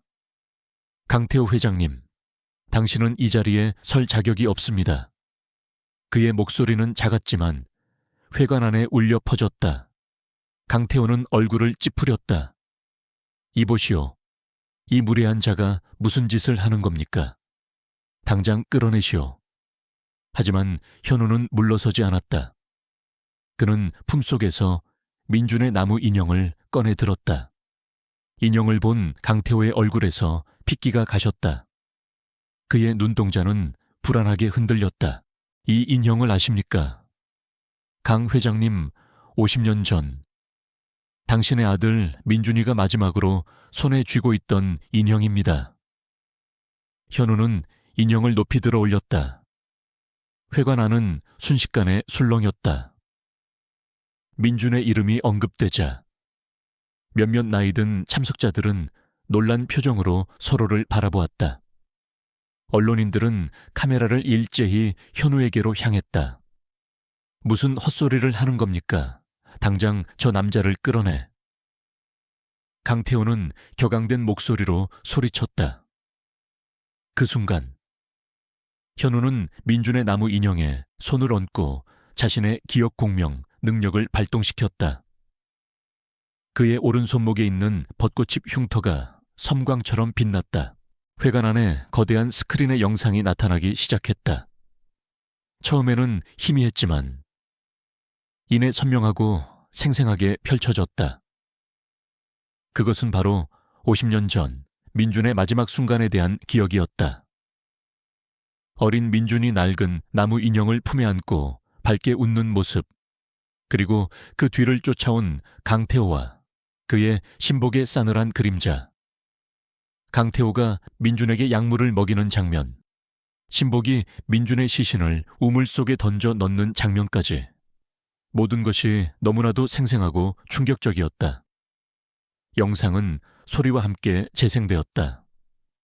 민준의 마지막 울음소리, 강태호의 비웃음, 신복의 고통스러운 신음소리까지 모든 것이 회관 안에 울려 퍼졌다. 스크린 속의 젊은 강태호는 자신의 과거 모습에 경악하며 뒤로 물러섰다. 그의 얼굴은 공포와 경멸로 일그러졌다. 그는 스크린을 손으로 막으려 했지만 그의 손은 스크린을 그대로 통과했다. 그것은 50년 전의 끔찍한 진실이었다. 참석자들은 경악했다. 몇몇 사람들은 비명을 지르며 뒷걸음질 쳤고 어떤 이들은 믿을 수 없다는 듯 입을 틀어막았다. 언론인들은 정신없이 카메라 셔터를 눌렀다.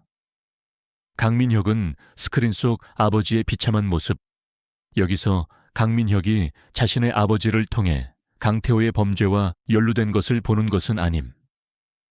그의 아버지는 강태호의 신복으로서 민준의 시신을 유기한 역할로 이미 밝혀졌기 때문. 따라서 강민혁은 자신의 친할아버지의 끔찍한 진실을 목격하는 충격에 휩싸인다는 의미로 해석해야 하며 충격에 휩싸였다. 그의 얼굴은 파랗게 질렸고 온몸은 경련을 일으켰다. 그는 스크린을 향해 할아버지 아니야 라고 소리쳤지만 아무 소용이 없었다. 현우는 숨을 헐떡였다. 그의 온몸은 땀으로 흠뻑 젖어 있었다. 기억 공명 능력을 이렇게 강력하게 발동시킨 것은 처음이었다. 하지만 그는 멈추지 않았다. 그는 계속해서 스크린에 박씨 부인의 유언장을 띄웠다. 박씨 부인이 쓴 글씨와 그녀의 절규가 회관 안에 울려 퍼졌다.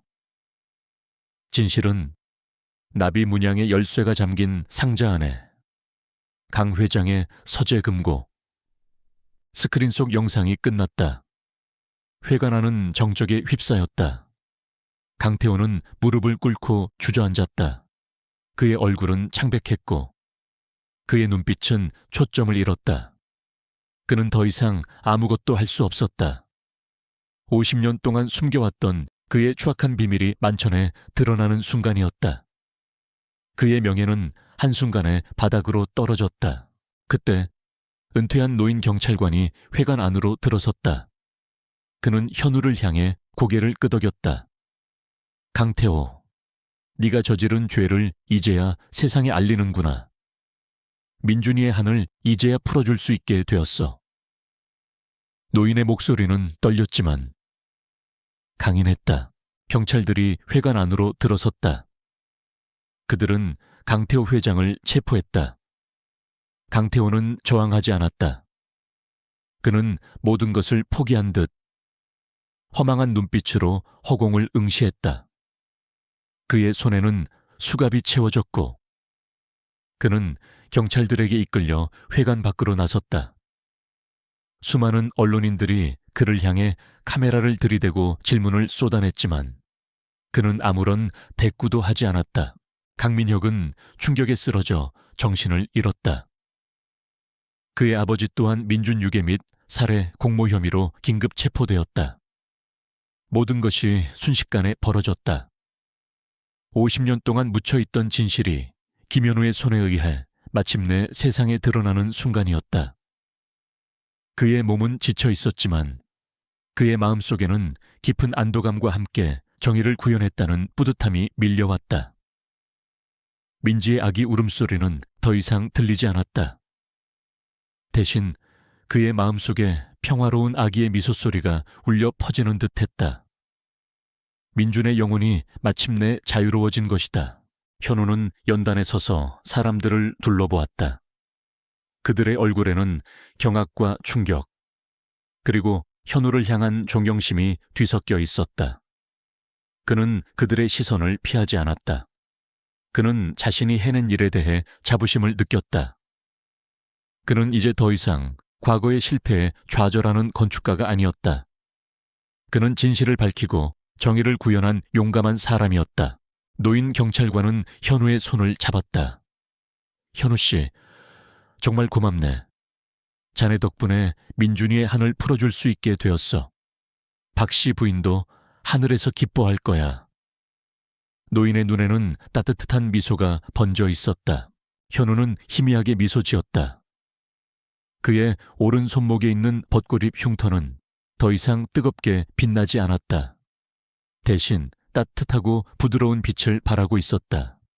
그의 기억 공명 능력은 이제 슬픔과 고통을 넘어 치유와 평화를 가져다주는 힘이 되어 있었다. 그는 이제 새로운 삶을 시작할 준비가 되어 있었다. 그의 삶은 더 이상 공포로 가득 차지 않을 것이다.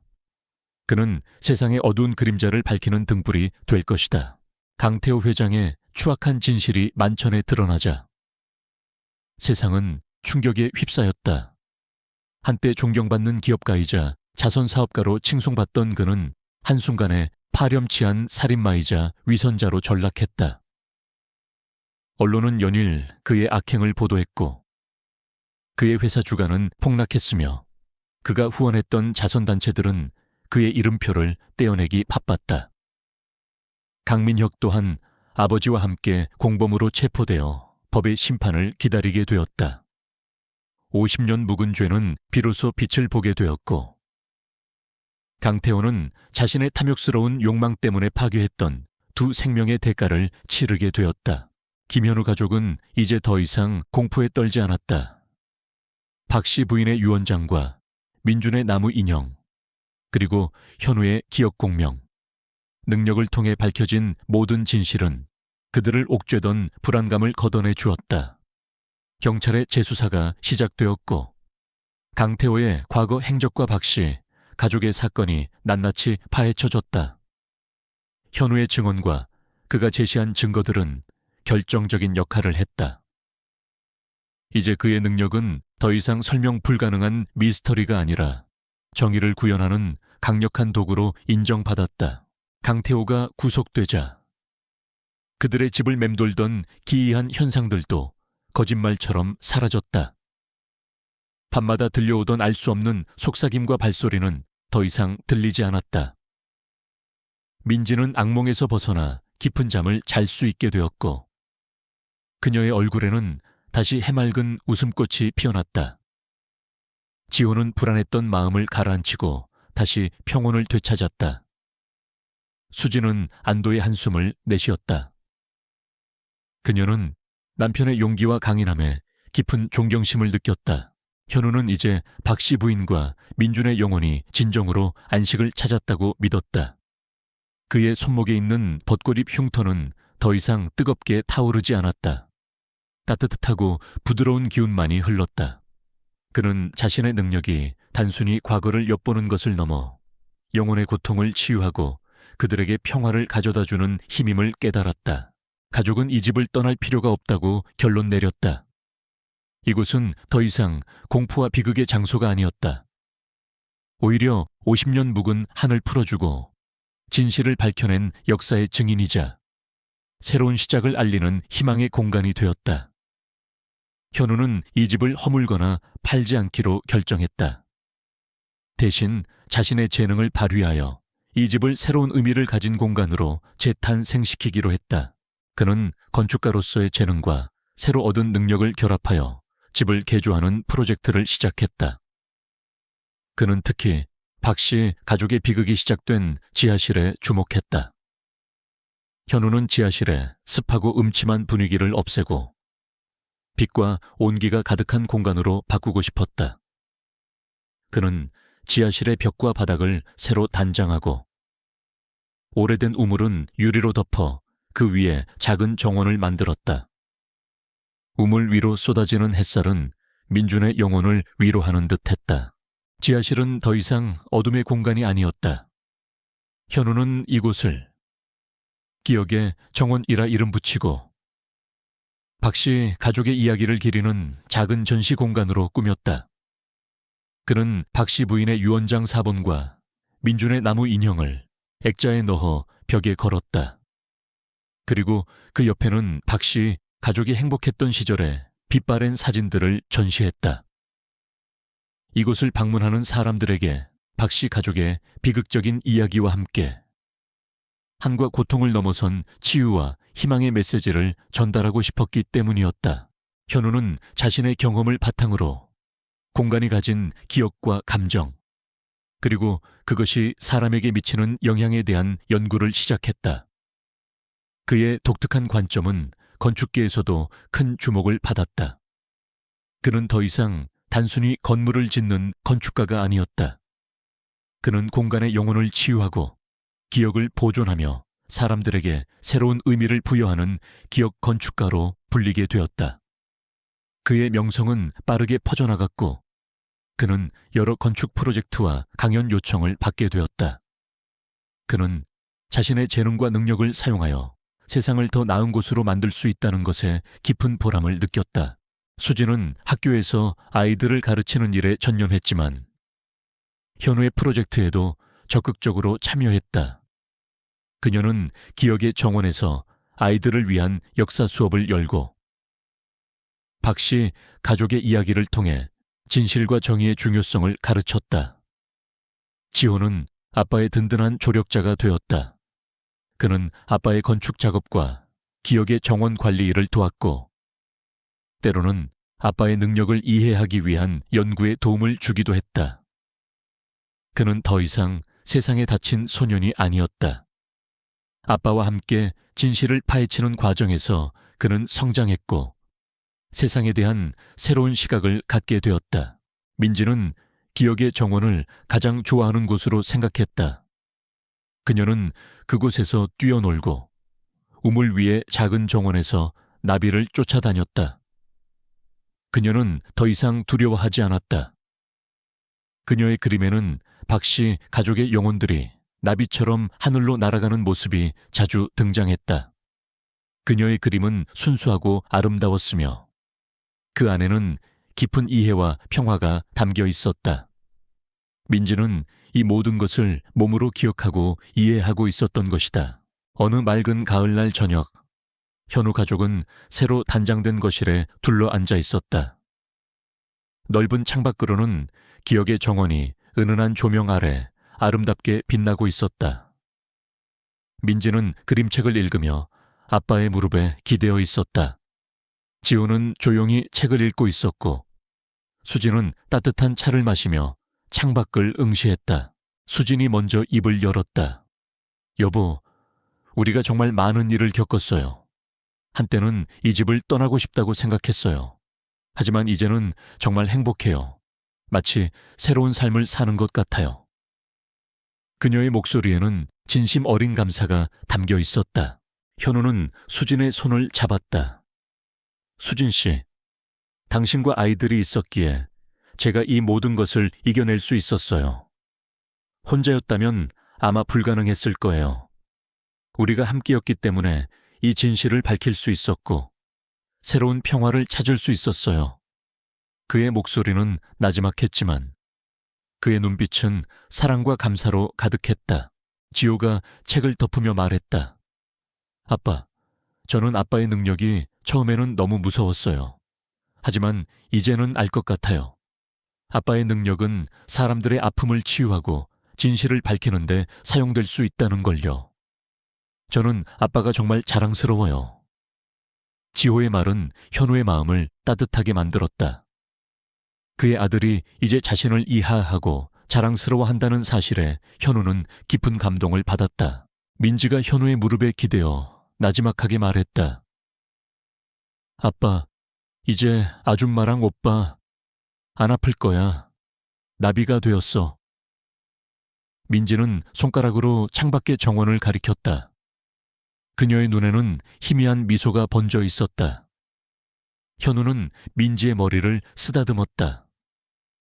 그는 민지의 순수한 영혼이 박씨 부인과 민준의 영혼이 마침내 자유로워졌음을 느끼고 있다는 것을 알았다. 그들의 한은 풀렸고 그들은 이제 자유롭게 하늘을 날아다니는 나비처럼 평화로울 것이었다. 그날 밤 현우는 잠자리에 들기 전 지하실의 기억의 정원을 다시 찾았다. 우물 위 작은 정원에 심은 꽃들이 바람에 살랑거렸다. 그는 박씨 부인의 유언장과 민준의 나무 인형이 전시된 벽을 바라보았다. 그들의 이야기는 이제 단순한 비극이 아니라 용기와 희망 그리고 치유의 상징이 되었다. 그는 이 모든 과정에서 자신이 성장했다는 것을 느꼈다. 과거의 좌절과 무력감은 사라지고 그는 이제 자신의 능력과 재능으로 세상에 긍정적인 영향을 미칠 수 있는 사람이 되었다. 그는 창문 너머 밤하늘을 올려다보았다. 수많은 별들이 반짝이는 밤하늘에서 그는 박씨 부인과 민준의 영혼이 자신을 지켜보고 있다는 것을 느꼈다. 그들의 영혼은 이제 슬픔에 잠겨 있지 않았다. 그들은 환하게 웃으며 현우 가족의 새로운 시작을 축복하고 있었다. 현우는 희미하게 미소 지었다. 그는 그들이 자신의 삶의 일부이며 영원히 그의 마음속에 살아 숨 쉴 것이라는 것을 알았다. 강태호는 법의 심판을 받게 되었고 그의 모든 재산은 몰수되어 박씨 부인의 유언에 따라 사회에 환원되었다. 강태호 그룹은 해체되었고 강민혁 또한 자신의 죄에 대한 대가를 치르게 되었다. 모든 것이 제자리를 찾아갔다. 그리고 김현우 가족은 진정한 의미의 새로운 평화를 찾았다. 그들의 집은 이제 단순한 주거 공간이 아니라 기억을 치유하고 희망을 심는 성지가 되었다. 시간은 흘러 계절이 여러 번 바뀌었다. 김현우 가족의 새 집은 이제 더 이상 낡고 음산한 기운을 풍기지 않았다. 붉은 벽돌과 고풍스러운 외관은 그대로였지만 집 안팎에는 생기가 넘쳐 흘렀다. 마당의 정원은 다채로운 꽃들로 만개했고 창문마다 따스한 햇살이 가득 스며들었다. 이 집은 이제 공포의 흔적을 지우고 치유와 희망의 상징으로 자리 잡았다. 김현우는 기억 건축가로서 명성을 얻었다. 그의 능력은 더 이상 비밀이 아니었다. 그는 자신의 경험을 바탕으로 공간이 가진 기억과 에너지를 연구하고 이를 건축 설계에 접목시키는 독특한 분야를 개척했다.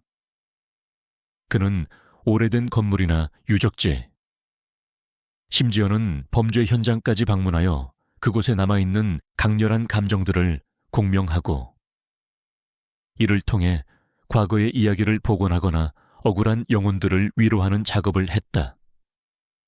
현우는 단순히 건물을 짓는 것을 넘어 공간의 역사를 이해하고 사람들의 삶에 긍정적인 영향을 미치는 건축가로서 존경받았다. 그의 강연에는 늘 수많은 사람이 모였고 그의 이야기는 많은 이들에게 깊은 영감을 주었다. 그는 자신의 능력을 통해 얻은 지혜를 나누며 세상에 기여하는 삶을 살았다. 수지는 여전히 초등학교 교사로서 아이들을 가르치는 일에 전념했다. 그녀는 학교 수업에 기억의 정원에서의 경험과 박씨 가족의 이야기를 접목하여 아이들에게 진실과 용기, 그리고 공감의 중요성을 가르쳤다. 그녀는 아이들과 함께 기억의 정원을 방문하여 꽃을 심고 박씨 가족을 기리는 시간을 가졌다. 아이들은 수진 선생님의 이야기를 통해 오래된 집에 숨겨진 슬픈 역사와 그것을 밝혀낸 김현우 씨 가족의 용기에 대해 배웠다. 수진은 아이들의 순수한 마음에 선한 영향력을 끼치며 미래 세대에게 중요한 가치를 심어주는 교육자로서 큰 보람을 느꼈다. 그녀는 더 이상 불안에 떨던 여인이 아니었다.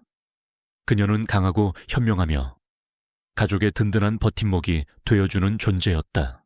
김지호는 어느덧 대학생이 되어 건축학을 전공하게 되었다.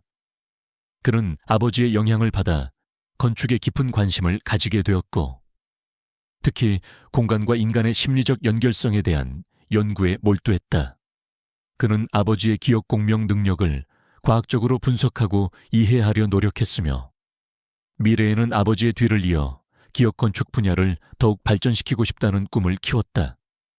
지호는 어릴 적에 내성적인 모습을 벗어나 자신의 관심사를 적극적으로 탐구하고 세상과 소통하는 청년으로 성장했다.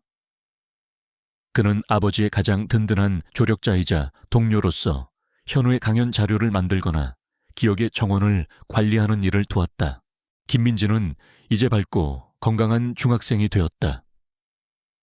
그녀는 더 이상 밤마다 악몽에 시달리거나 알 수 없는 소리에 두려워하지 않았다.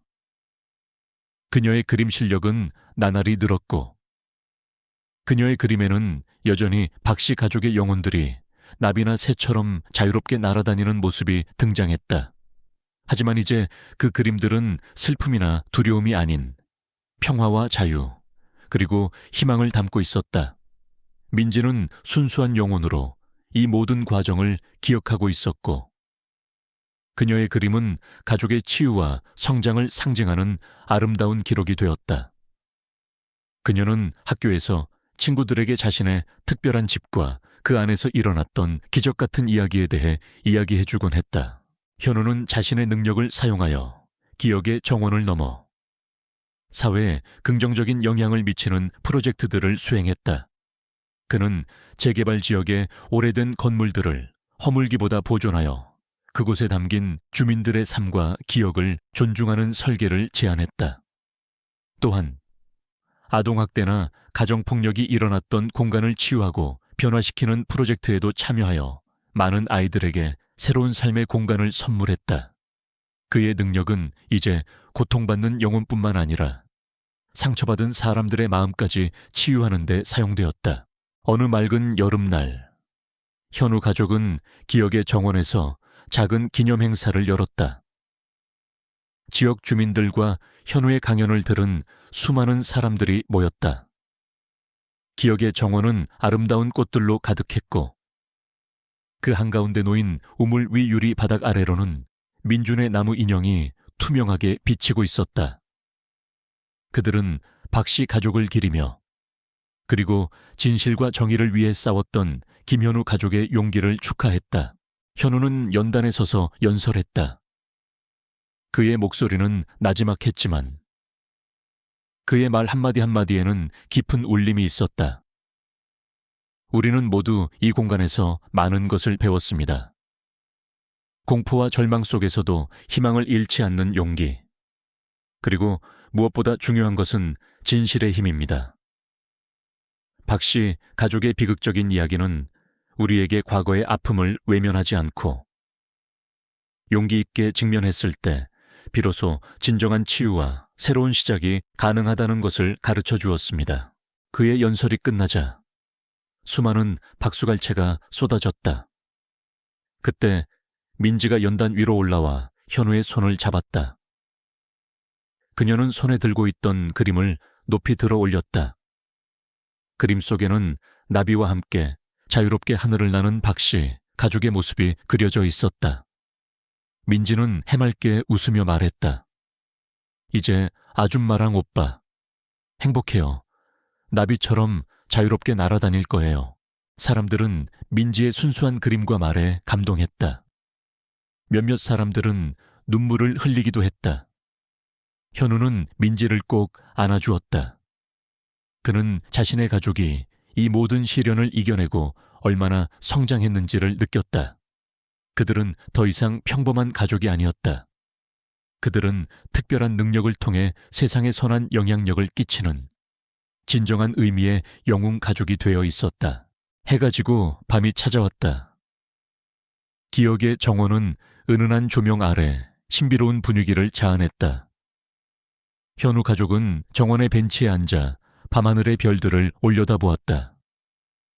수많은 별들이 반짝이는 밤하늘에서 현우는 박씨 부인과 민준의 영혼이 자신들을 지켜보고 있다는 것을 느꼈다. 그들의 영혼은 더 이상 슬픔에 잠겨 있지 않았다. 그들은 환하게 웃으며 현우 가족의 새로운 시작을 축복하고 있었다. 현우는 수진의 손을 잡았다. 지호는 민지의 어깨에 기대어 있었다. 그들의 얼굴에는 평화로운 미소가 번져 있었다. 이 집은 이제 단순히 건물이 아니었다. 그것은 살아있는 역사이자 치유의 공간이며 영원한 희망의 상징이 되었다. 김현우 가족은 이 집에서 새로운 삶을 시작했고, 이 집은 그들의 두 번째 봄나무를 영원히 품고 있을 것이다. 그들은 과거의 아픔을 딛고 일어선 용기 있는 자들이었고, 그들의 이야기는 앞으로도 많은 이들에게 영감을 줄 것이다. 그들은 영원히 함께 이 집을 지키며 이 세상의 모든 아픔과 슬픔을 치유하는 데 기여할 것이다. 그리고 그들의 이야기는 마치 나비처럼 자유롭게 영원히 세상에 퍼져나갈 것이다.